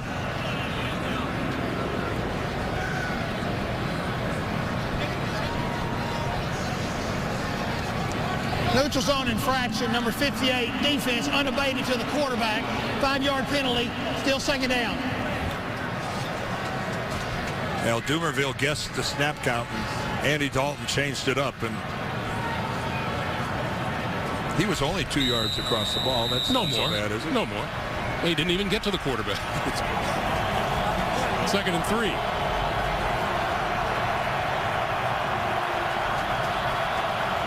Baltimore fans cheering on their defense. Ravens threatening blitz. Dalton on the run, can't escape, goes down at the 30-yard line, courtesy of D'Angelo Tyson.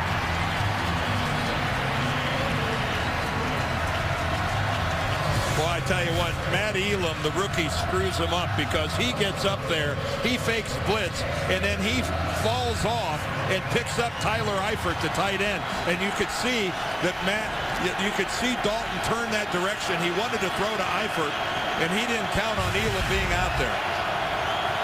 Now Dalton with a big 3rd and 7. Threatening the A-gaps again. 0 for their last 9 on 3rd down. Dalton throws this side of the field, and that is complete to A.J. Green. And that is about 2 yards short of a 1st down, but we have a penalty marker down.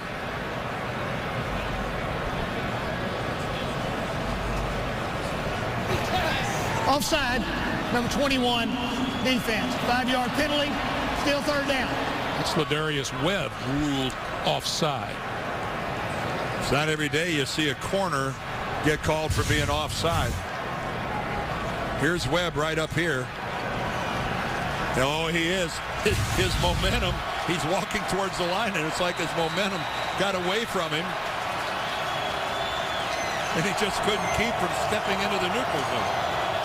So now it's 3rd and 2.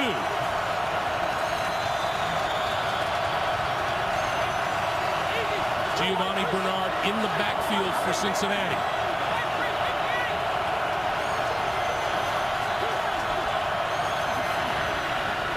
Dalton gonna go for it all.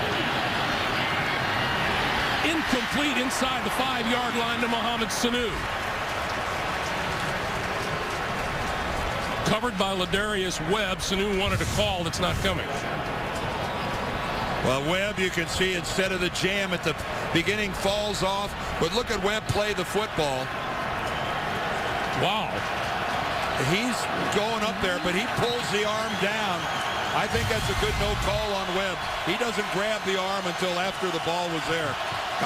Meanwhile, Marvin Lewis has to go for it here on 4th and 2, 9 minutes to play. And the Ravens called timeout. Timeout now, Baltimore. Second charge team timeout, Baltimore. So Baltimore down to 1 timeout. And 9:03 to play. Well, but on a 4th down, you don't want to make a mistake. You don't want to find yourself with 10 people out there or 12 or whatever was going on, and the Ravens smart to take a timeout. And no reason to kick a field goal here. No, you need 2 touchdowns to tie this thing up. You know, if it's 4th and 8 or 9 or 10, maybe you kick a field goal, but not 4th and 1.5 yards.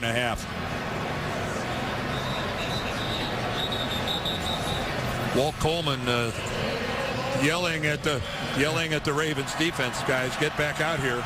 Let's play. It is a Ravens defense without Haloti Ngata, who is on the sideline. Remember, he suffered a sprained knee in the 1st half, has played sparingly. 4th and 2. In these plays, these types of plays in the past, protection has been a problem for the Bengals. They give it to Bernard. No, Dalton with the keeper and slides inside the 20 for the 1st down.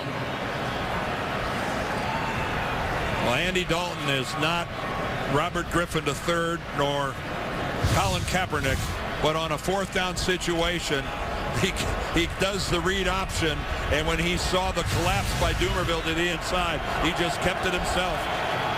Relatively easy conversion. Good play call. Bengals keep the drive alive. 1st down at the Baltimore 18.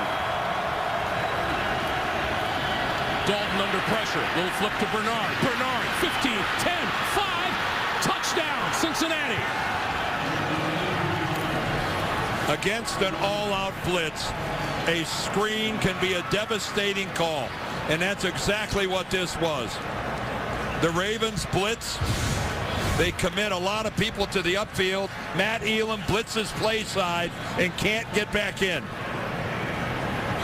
And downfield, Tyler Eifert ends up with a good block downfield. And he did a good job of not holding Jimmy Smith. That just worked out for Cincinnati to have that screen called into the Baltimore blitz. The extra point is good. 8:22 to play here in the fourth quarter. The Bengals pull to within a touchdown. It's 17-10 Ravens. The NFL on CBS is sponsored by AT&T. Rethink possible. Toyota Care. Scheduled maintenance, no cost. And by Ameriprise Financial. More within reach. Well, the Cincinnati Bengals just served notice not to count them quite out of this one yet. Again, a win for the Bengals would give them a pretty good hold on the AFC North. However, Baltimore with a win, and they jump right back into the thick of things. Remember, with another meeting with Cincinnati on the very last day of the season. And that was what was really uplifting the Ravens, knowing that they had some control coming into today, knowing they still had both of their games with Cincinnati. Jacoby Jones in the end zone. This one will come down short of the end zone, and Jones on the run at the 10. And across the 20 to about the 24-yard line. Well, this Bengals defense has stood tall. Can they stand tall again with 8:16 to play in the fourth? Those of you just joining us here in Baltimore, Greg Gumbel, Dan Deerdorf, 17-10. The Ravens leading the Cincinnati Bengals. The Bengal defense has stood tall today. They have allowed Baltimore 126 total yards on the afternoon. And take a look at that, Ray Rice, 23 total yards. That's in 13 touches. Flacco on the slant off the fingertips of Torrey Smith. It'll be 2nd and 10. And it's not that the Ravens have been predictable. They've been very aggressive throwing the ball on first down. Well, Dan, does that play not tell you what little faith they have in their running game right now? Yes, it does, and for good reason. They can't run. At a time when they need to take the air out of the football, take some time off the clock, Flacco comes out throwing. The story of this game, the Ravens have 126 yards of offense. Flacco over the middle to Rice, and Rice down at about the 27-yard line. And Cincinnati will take that kind of a play every down. Vincent Ray, what a football game he has played today. He has been all over the place, making his second start for Ray Maluga, who missed this game again with a knee for the second week in a row. Flacco, Marvin Lewis hoping to have him back next week. 1 out of 4 for 4 yards throwing for Flacco here in the fourth quarter. He's going to throw it again on the blitz. The pass is caught across the 35-yard line by Jacoby Jones. And that'll be a first down. Boy, look at Jones cover up that football. And that'll be a flag. Oh, Torrey Smith knocked Vontaze Burfict to the ground. Now, I thought Burfict was being overly aggressive, and that play was over, and he kept pushing Jones. But then Torrey Smith comes in and shoves Burfict to the ground, and you know the way this works. The last guy ends up being the guy that gets caught. Walt Coleman is our referee. After the play is over, personal foul, number 82 for the offense. The play resulted in a first down, so it'll be 15-yard penalty and 1st and 10. All right, I thought Vontaze Burfict shouldn't have shoved. He could have been flagged, I think, for shoving Jacoby Jones to the ground, but he wasn't. But then Torrey Smith in front of everyone, and I mean everyone, makes it easy for the official to throw a flag. I thought Burfict played way beyond the whistle, had no reason to shove Jones to the ground like that. He gets away with it. Torrey Smith does not. Now the Ravens get the first down, and then the penalty shoves them back deeper than when they were when the play started. It was a dead ball foul. 1st and 10. Rice.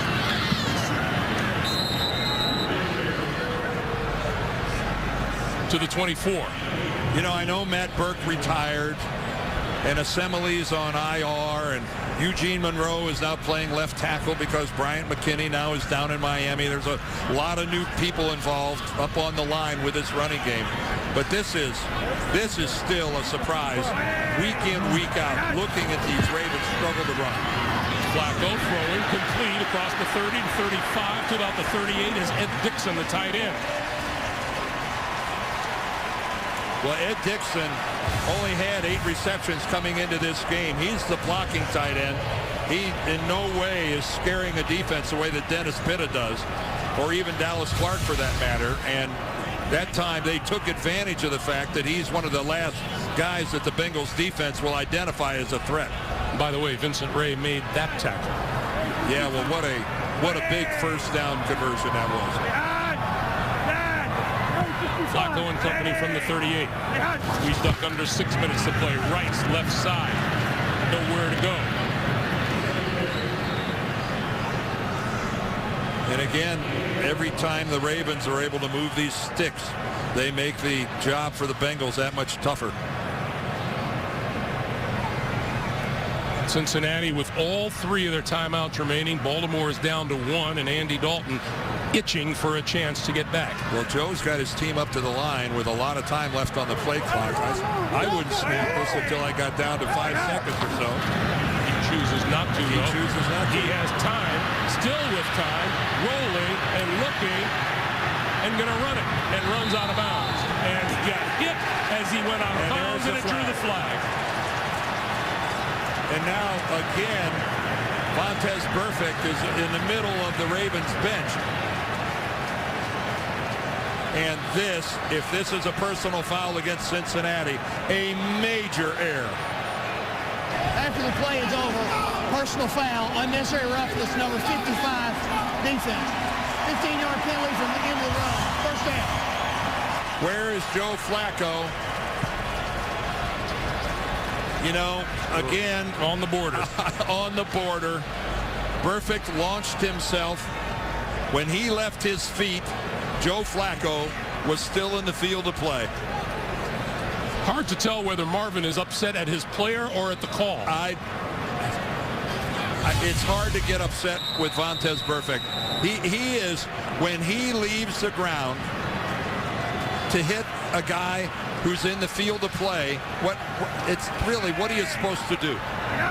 5 minutes to play. Flacco with time. Gonna go for it all. Torrey Smith deep behind the secondary, incomplete.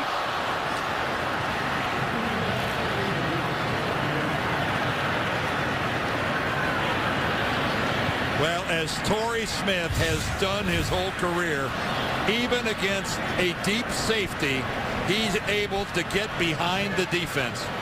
And Joe Flacco overthrows him by about 6 inches.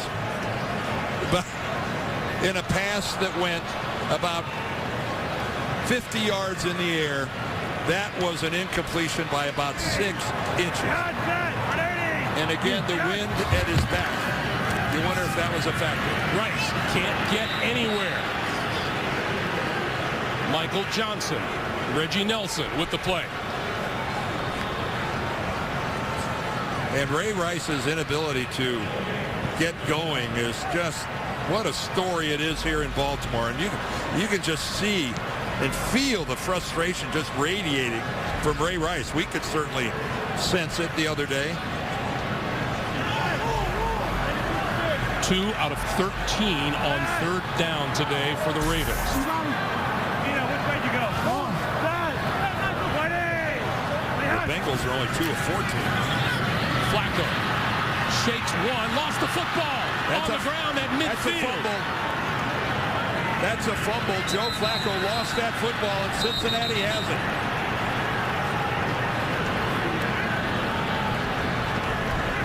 Flacco at the bottom of the pile, but without the football. That's James Harrison reaching in. James Harrison, number 92, looks like he swatted the wrist of Joe Flacco and knocks the football loose. When Joe's hand started forward, it did not have a football. That is an obvious fumble.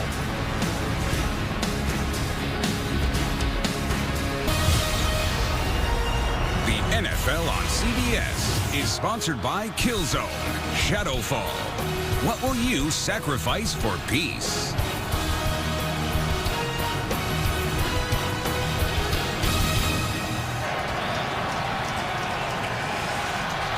Welcome back to Baltimore. 4:01 to play. 17-0 Ravens at halftime, and the Bengals have clawed their way back.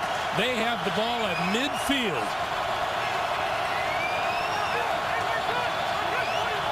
A Cincinnati win would give them a 3.5-game lead in the AFC North. The Ravens trying to put that off. Giovanni Bernard gets a yard, maybe. Andy Dalton has not had a great day throwing the football. Neither quarterback has. No, but Andy Dalton not even approaching 50%. 17 of 38. Those are just dreadful numbers. 1 touchdown and 2 interceptions. Almost borderline horrific statistics for a quarterback in today's NFL. Dalton had to throw it away. Chris Canty applying the pressure. Joe Flacco, on the other hand, has turned the ball over 3 times here today with 2 interceptions and a fumble. And Carlos Dunlap knocked that ball loose. I think I might have said James Harrison, but Harrison recovered it. But again, it was a good look at that empty hand of Joe Flacco coming forward without the ball. Now on third down, Cincinnati 2 for their last 14 and 0 for their last 10. And a lot of that is because Baltimore has completely collapsed the pocket. Dalton, right up the middle, scrambling for it, looking for the first down, and he gets it inside the 40-yard line.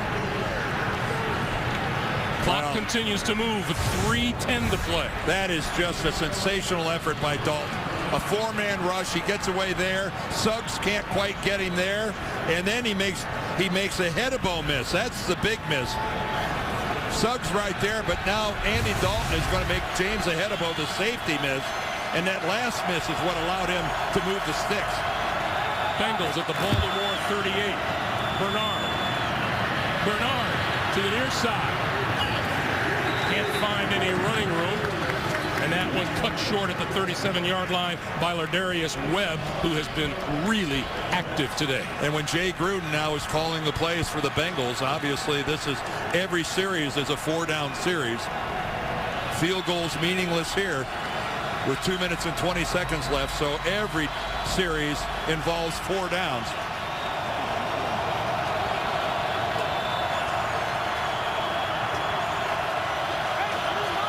Second and 9.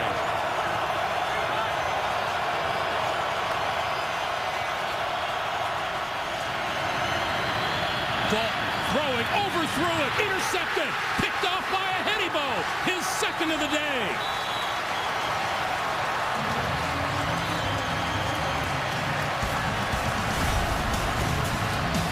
And another miserable day for Andy Dalton is approaching its end.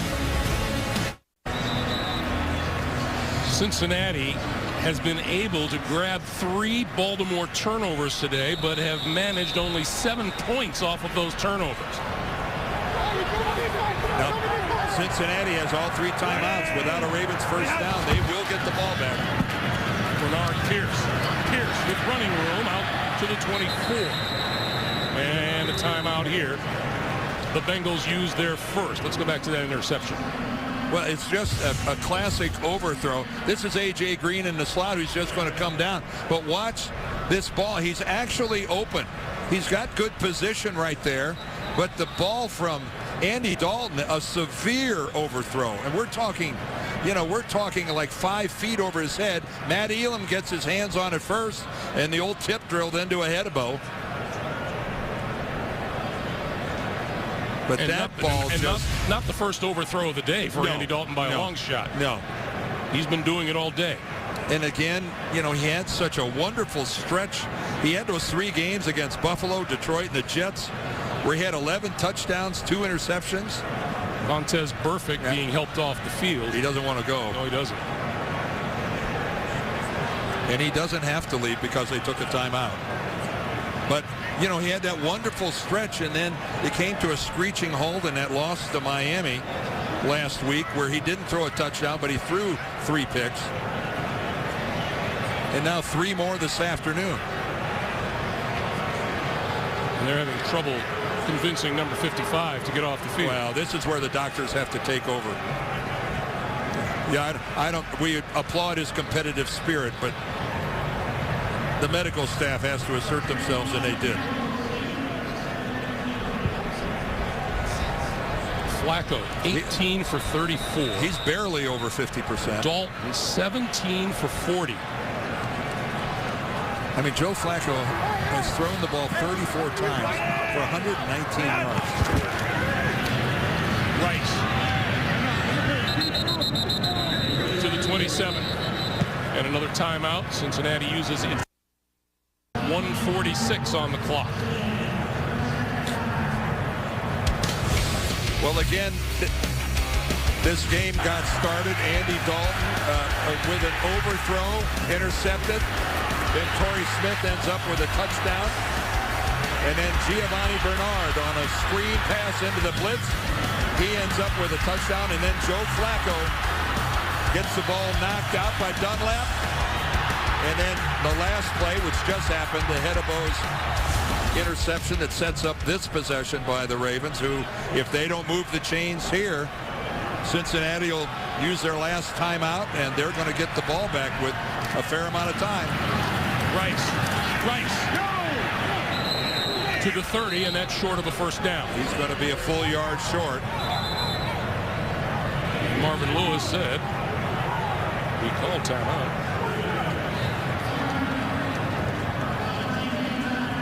And so that is all of the the Bengals timeouts for the day. And it's pretty simple what they have to do. Not real complicated. You got to get a touchdown. You don't have any timeouts. The offense should go out to the field having a couple plays already called. Jay Gruden there, the offensive coordinator on the right. He's had this whole possession to plot this series because they knew exactly what was going to happen as long as the defense did their job and didn't give Baltimore a first down. Adam Jones is going to be back to field this punt. A pretty dangerous open field guy is Pac-Man.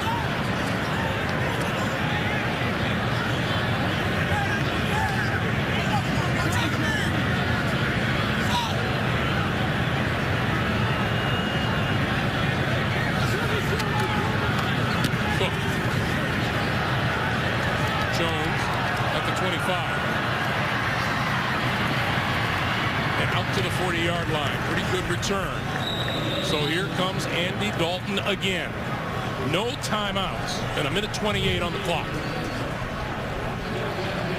And right now, you know that Suggs, Doomerville and company, they've had a pretty good day of collapsing the pocket around Andy Dalton. Dalton has been sacked 4 times. The big play guys to the top, A.J. Green, Giovanni Bernard right there. The game changers for Cincinnati. Dalton, Eifert. And Eifert about a yard shy of a first down at the 49-yard line. 1:20 on the clock. And Andrew Whitworth, the left tackle, he looked to be a little shaken up. It took him a moment to get up and get back to the line of scrimmage for Cincinnati. Dalton had it tipped at the line of scrimmage, incomplete, and that stops the clock with 1:03 to play. And that's at least the third that I can recall where the Ravens have tipped an Andy Dalton pass. Again, the key for the Ravens, keep everything in front of them. Try to keep the guys in bounds if at all possible. 3rd and 1. And don't let A.J. Green get over the top. Dalton, that pass is complete for a first down to Mohamed Sanu. The Ravens will give up plenty of those. Coming up on 50 seconds to play. Cincinnati cannot stop the clock.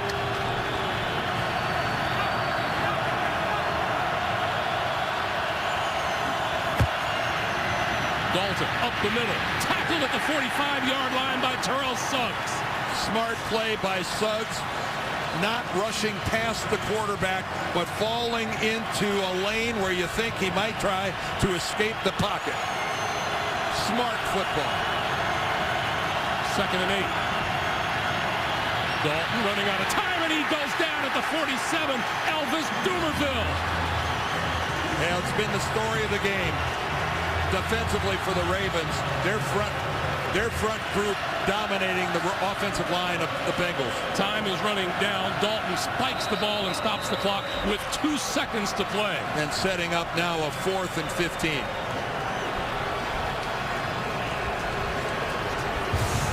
Marvin Lewis has been watching his quarterback under duress. Elvis Dumervil just reaches inside with those long arms of his. Andrew Whitworth told us yesterday that he felt Dumervil was just unbelievable at being able to bull rush off of the defensive outside. Credit to the coverage of the Ravens right there, because Andy Dalton wasn't exactly getting ready to throw that football.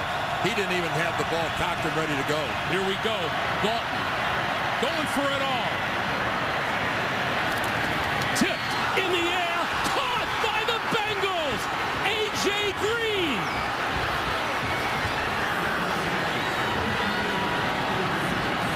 What a mistake by the Ravens. You swat the ball down. You don't pop it up. Right there, I'm not sure what he was thinking. He's the last guy, and that ball's on its way to the ground, and he sticks out his left hand and knocks it up into the air. Right there. It's like, it looked like Ehedebo was playing volleyball. Nugent for the tie. And overtime.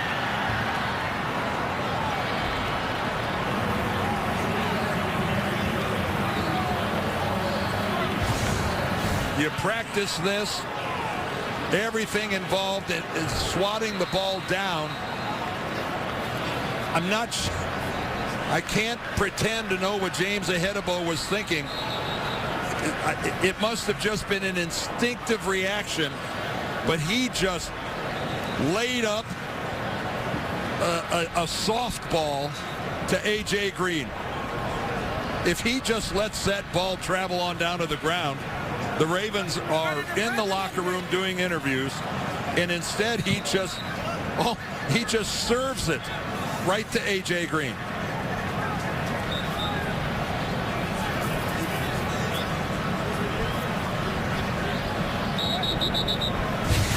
That is not how you practice. So the Bengals all smiles at midfield. Oh, correct me if I'm wrong. This was 17-0, wasn't it? At halftime. That's why you're smiling.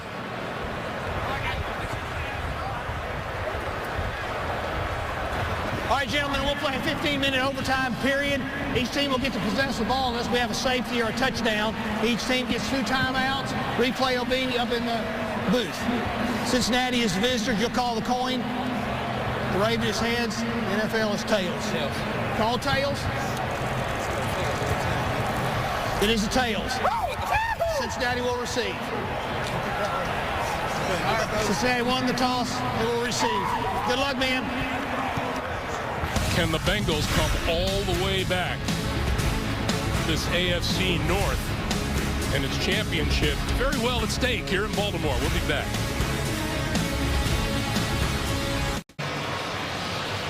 As you might imagine, all is not sweetness and light on the Ravens side of the field. Just a few moments ago, Jimmy Smith giving James Ehedebo an earful. And he doesn't stop after one earful. He keeps it going. Frustration bubbles over. And it's no surprise.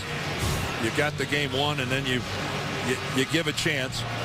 So now the Bengals get the football first. Remember, a touchdown or a safety on the first possession. If you kick a field goal, the other team gets an opportunity to possess the ball Everything, this is all like the last couple minutes of a game. Everything is handled from a review standpoint by the replay booth upstairs. So the Bengals are going to get first crack at it. Brandon Tate is deep. And Tate will not get a chance to return this one. It'll be first down at the 20-yard line for Dalton and the Bengals. Cincinnati playing in its second straight overtime game. They lost in OT at Miami. And it's their third overtime game of the season. They actually had one against Buffalo that they won. So, and I'm sure right now Andy Dalton is checking to see where the goal line is, because that's how their overtime game a week ago with Miami ended, with him ending up trapped in the end zone by Cameron Wake for his safety. Dalton. That's complete. And hit almost immediately is Alex Smith making his first reception of this season. And Darrell Smith was in his hip pocket. So Smith on Smith. Pickup of 3 yards, 2nd and 7. Well, the storyline of the Bengals offense against the Ravens defense continues into overtime. A clean pocket has been very hard to come by for Andy Dalton.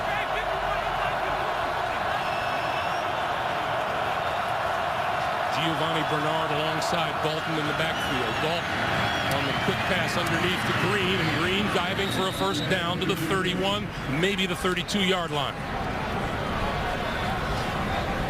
Good, solid, high percentage throw on the slant.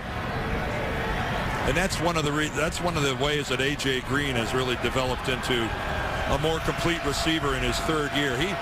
His rookie year, he was a guy who loved to play the game between the numbers and the sidelines. Didn't have a whole lot of interest about going inside and getting whacked.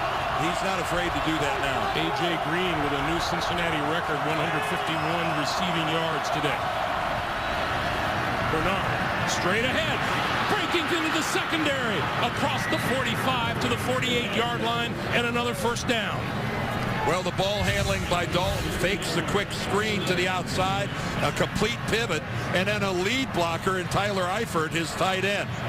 Now that is a good-looking play drawn up by Jay Gruden right there. And you can see it found the Ravens defense had vacated the middle. And Bernard took a pretty good shot at the end of that running play. Bernard to the sideline for Ben Jarvis, Green, Ellis into the backfield. Gets the handoff. He'll go up the middle to about the 47 of the Ravens. Giovanni Bernard came into this game with some sore ribs. There was some question as to whether or not he was going to be able to play. He looked like he's in some discomfort over there on the Cincinnati sideline. He has really gutted it out today. Tough little guy, isn't he? Yes, he is. You got to wonder, though, if whatever pain medication they were able to give him isn't starting to wear off here in overtime. 2nd and 5.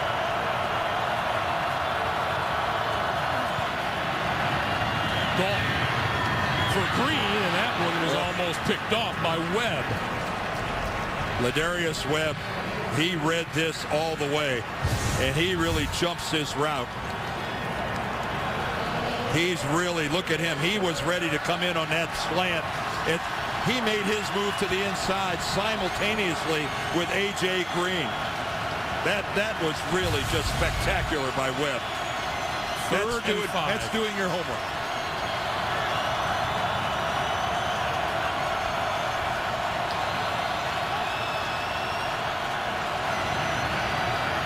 Dalton throwing, and that is caught by Tyler Eifert for the first down. And Darrell Smith, look at the coverage that Smith has underneath. How does Eifert from behind reaches in front of Darrell Smith and makes the catch? Wow, you can't hardly have better coverage. And that ball is loose, and he fights and gains control of it on the way down. First down at the Baltimore 41. Bernard back into the game. Dalton, pump fake. Going deep, nobody there. Eifert went inside. The pass was out to the sideline. Well, that's as good an effort as you're ever going to see from anybody. Tyler Eifert making that reception on the previous play, and I bet you Darrell Smith still is going, how did he do that? How did he come up with a reception there when I had coverage like that? Again, look at this. Darryl Smith, the ball just kind of slides right along his shoulder pads, right to Eifert, who just fought it in. Ladarius Webb has come to the sideline. Shucky Brown is in for him at cornerback.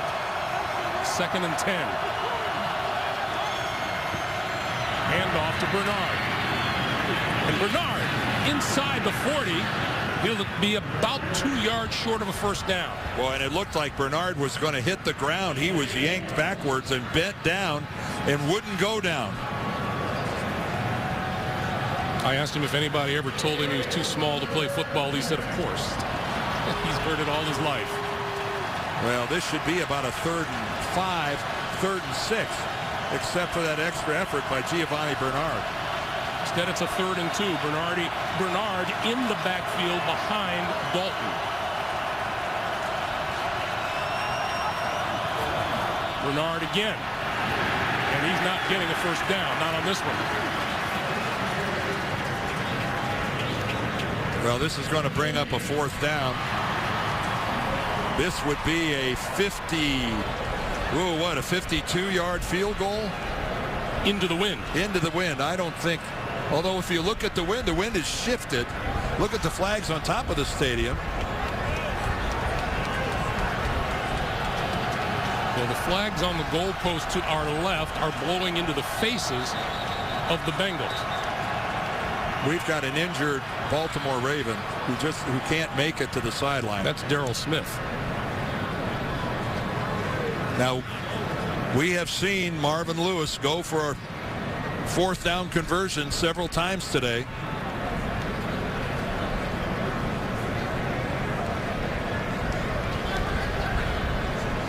The first one very early in the game on the first possession.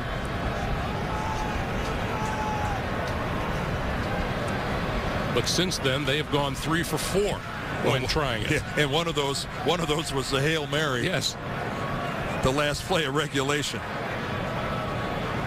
The problem is if you go for the long field goal and you don't get it, you're serving up fantastic field position. I know it's in Marvin's DNA in this situation to just pooch the ball down there and make the Ravens cover a lot of grass to try to get with, especially considering the fact that the Ravens have done so little offensively. You know, and maybe the fact that they've done so little offensively is factoring into him going for it on 4th down. Well, Mike Nugent has hit from 54 yards twice this season. Well, they're going to line up as if they're going to go for it on 4th down. And I think this is Marvin Lewis saying, even if we turn the ball over here, I don't think you can go far against my defense. Giovanni Bernard in the backfield. Bernard out of the backfield. Shakes one tackler, reverses field. Looking for the first down. And is not going to get there. Great pursuit by the Baltimore defense, led by Corey Graham and James Ahedibo. And Marvin Lewis has to be horribly disappointed. Opportunity to possess the ball. He has to be horribly disappointed that this worked out, not only not converting, but losing major yardage in the process. And now the Ravens take over at their own 44-yard line.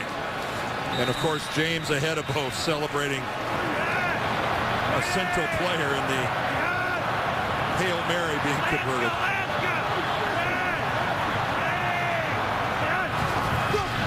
Rice shakes one tackle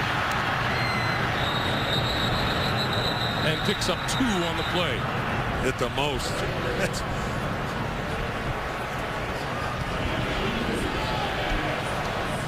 Justin Tucker getting warmed up and hoping for a shot. Ray Rice, 15 carries, 26 yards. This comes off of an 11-carry, 17-yard day at Cleveland last week.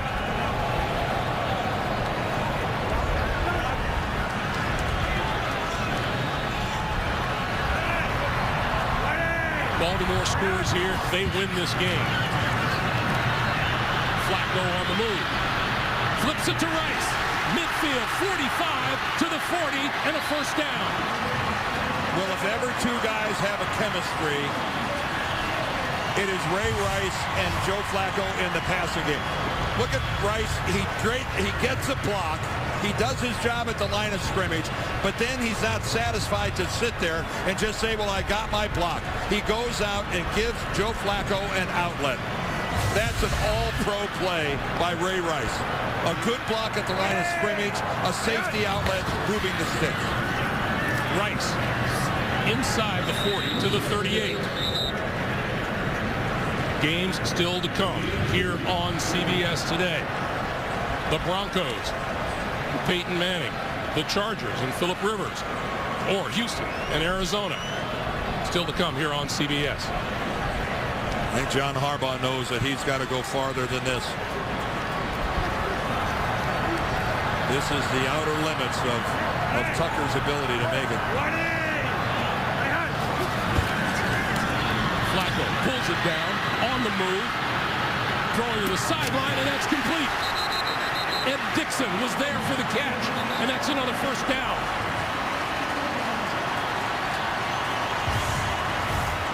Joe Flacco, several times today, has delivered a really good-looking pass, running out of the pocket, buying some extra time.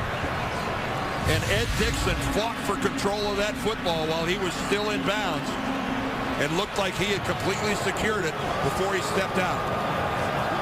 In these occasionally gusting winds, nothing is for certain in the field goal department. Marvin called a timeout. First charge timeout. Cincinnati, 30-second timeout. The old defensive coordinator wants to get his defense over on the sideline and talk about it. Let's get you back to New York for an NFL Today update. Once again, James Brown, Dan Marino. Guys. Greg and Dan, it's Boomer taking it with Peyton Manning. I'm Marino's backup on this one. Here you go. On the Denver Broncos' first possession of the game, Julius Thomas in the flat. It's going to take it 74 yards.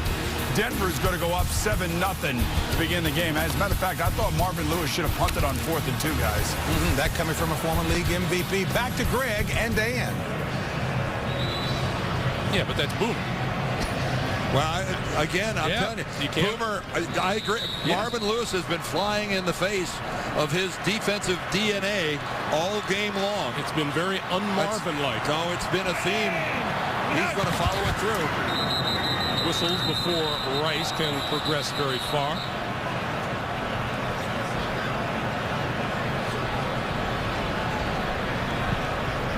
The previous play will be reviewed.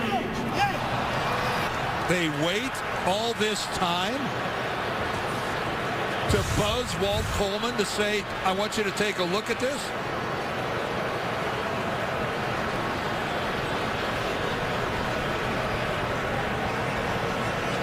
When does Ed Dixon have complete control of the football? Well, when I first watched it, it looked like he puts it away and secures it. He's still in bounds. Is he still bobbling it there as he steps out? He did pass it down a pretty good portion of his body. But the ball can move as long as it's deemed to be under your control. Now that's the question here. He's still in bounds. There he steps out.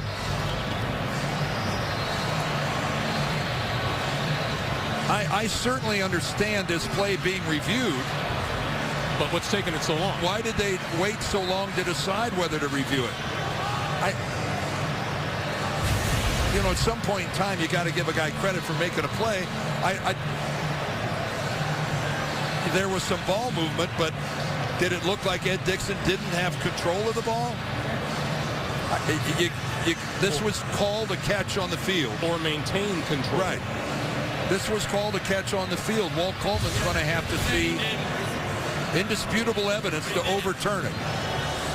All right, no question the ball's loose there, but he's still in bounds. There he's out.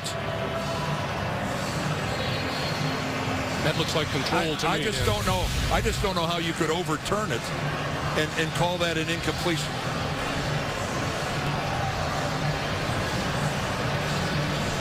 That's one of those deals. I'm not sure you can confirm it, but I'm not sure that you could. I just don't see enough to overturn it.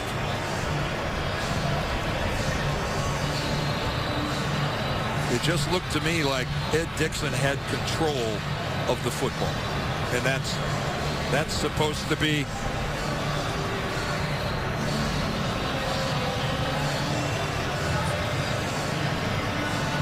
And Walt Coleman is now making his way back onto the field, and we'll hear from him shortly. Well, Walt and I disagreed last time. I'm not overly confident. After reviewing the play, the ruling on the field stands. Met with some approval by Baltimore fans. Well, it's the right call. Ed Dixon fought that thing in and maintained control.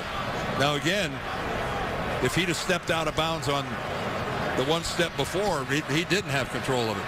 So the line of scrimmage is the Cincinnati 30. First down.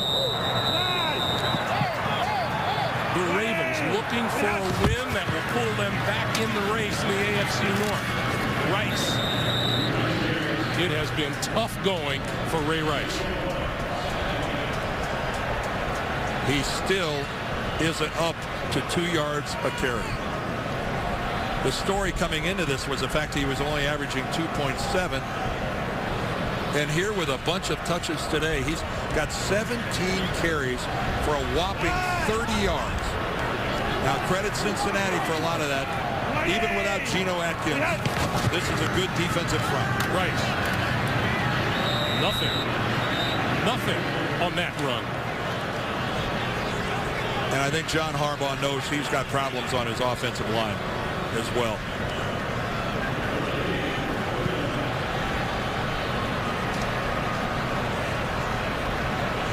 Third and 9. And we'll see if the Ravens center this one up. Keep in mind, Cincinnati's had their possession. Right now, you're looking at about a 47-yard field goal attempt. Dante Leach. Just back to the line of scrimmage. And here comes Justin Tucker with a chance for the win. Well, he's got plenty of leg. That's not the issue. And the flags at the tops of the uprights would show that the wind is to his back.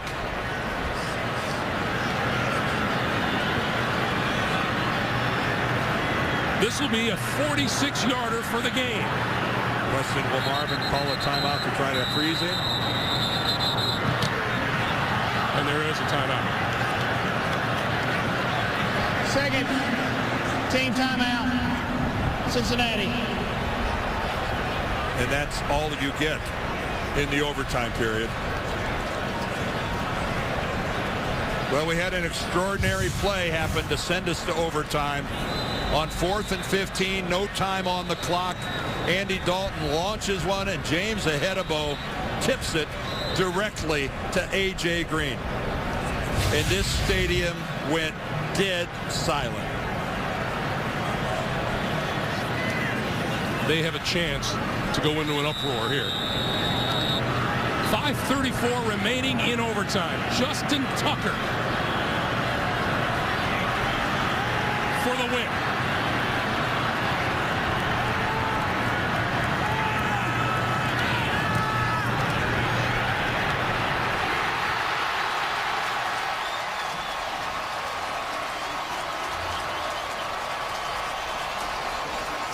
The Bengals made the comeback.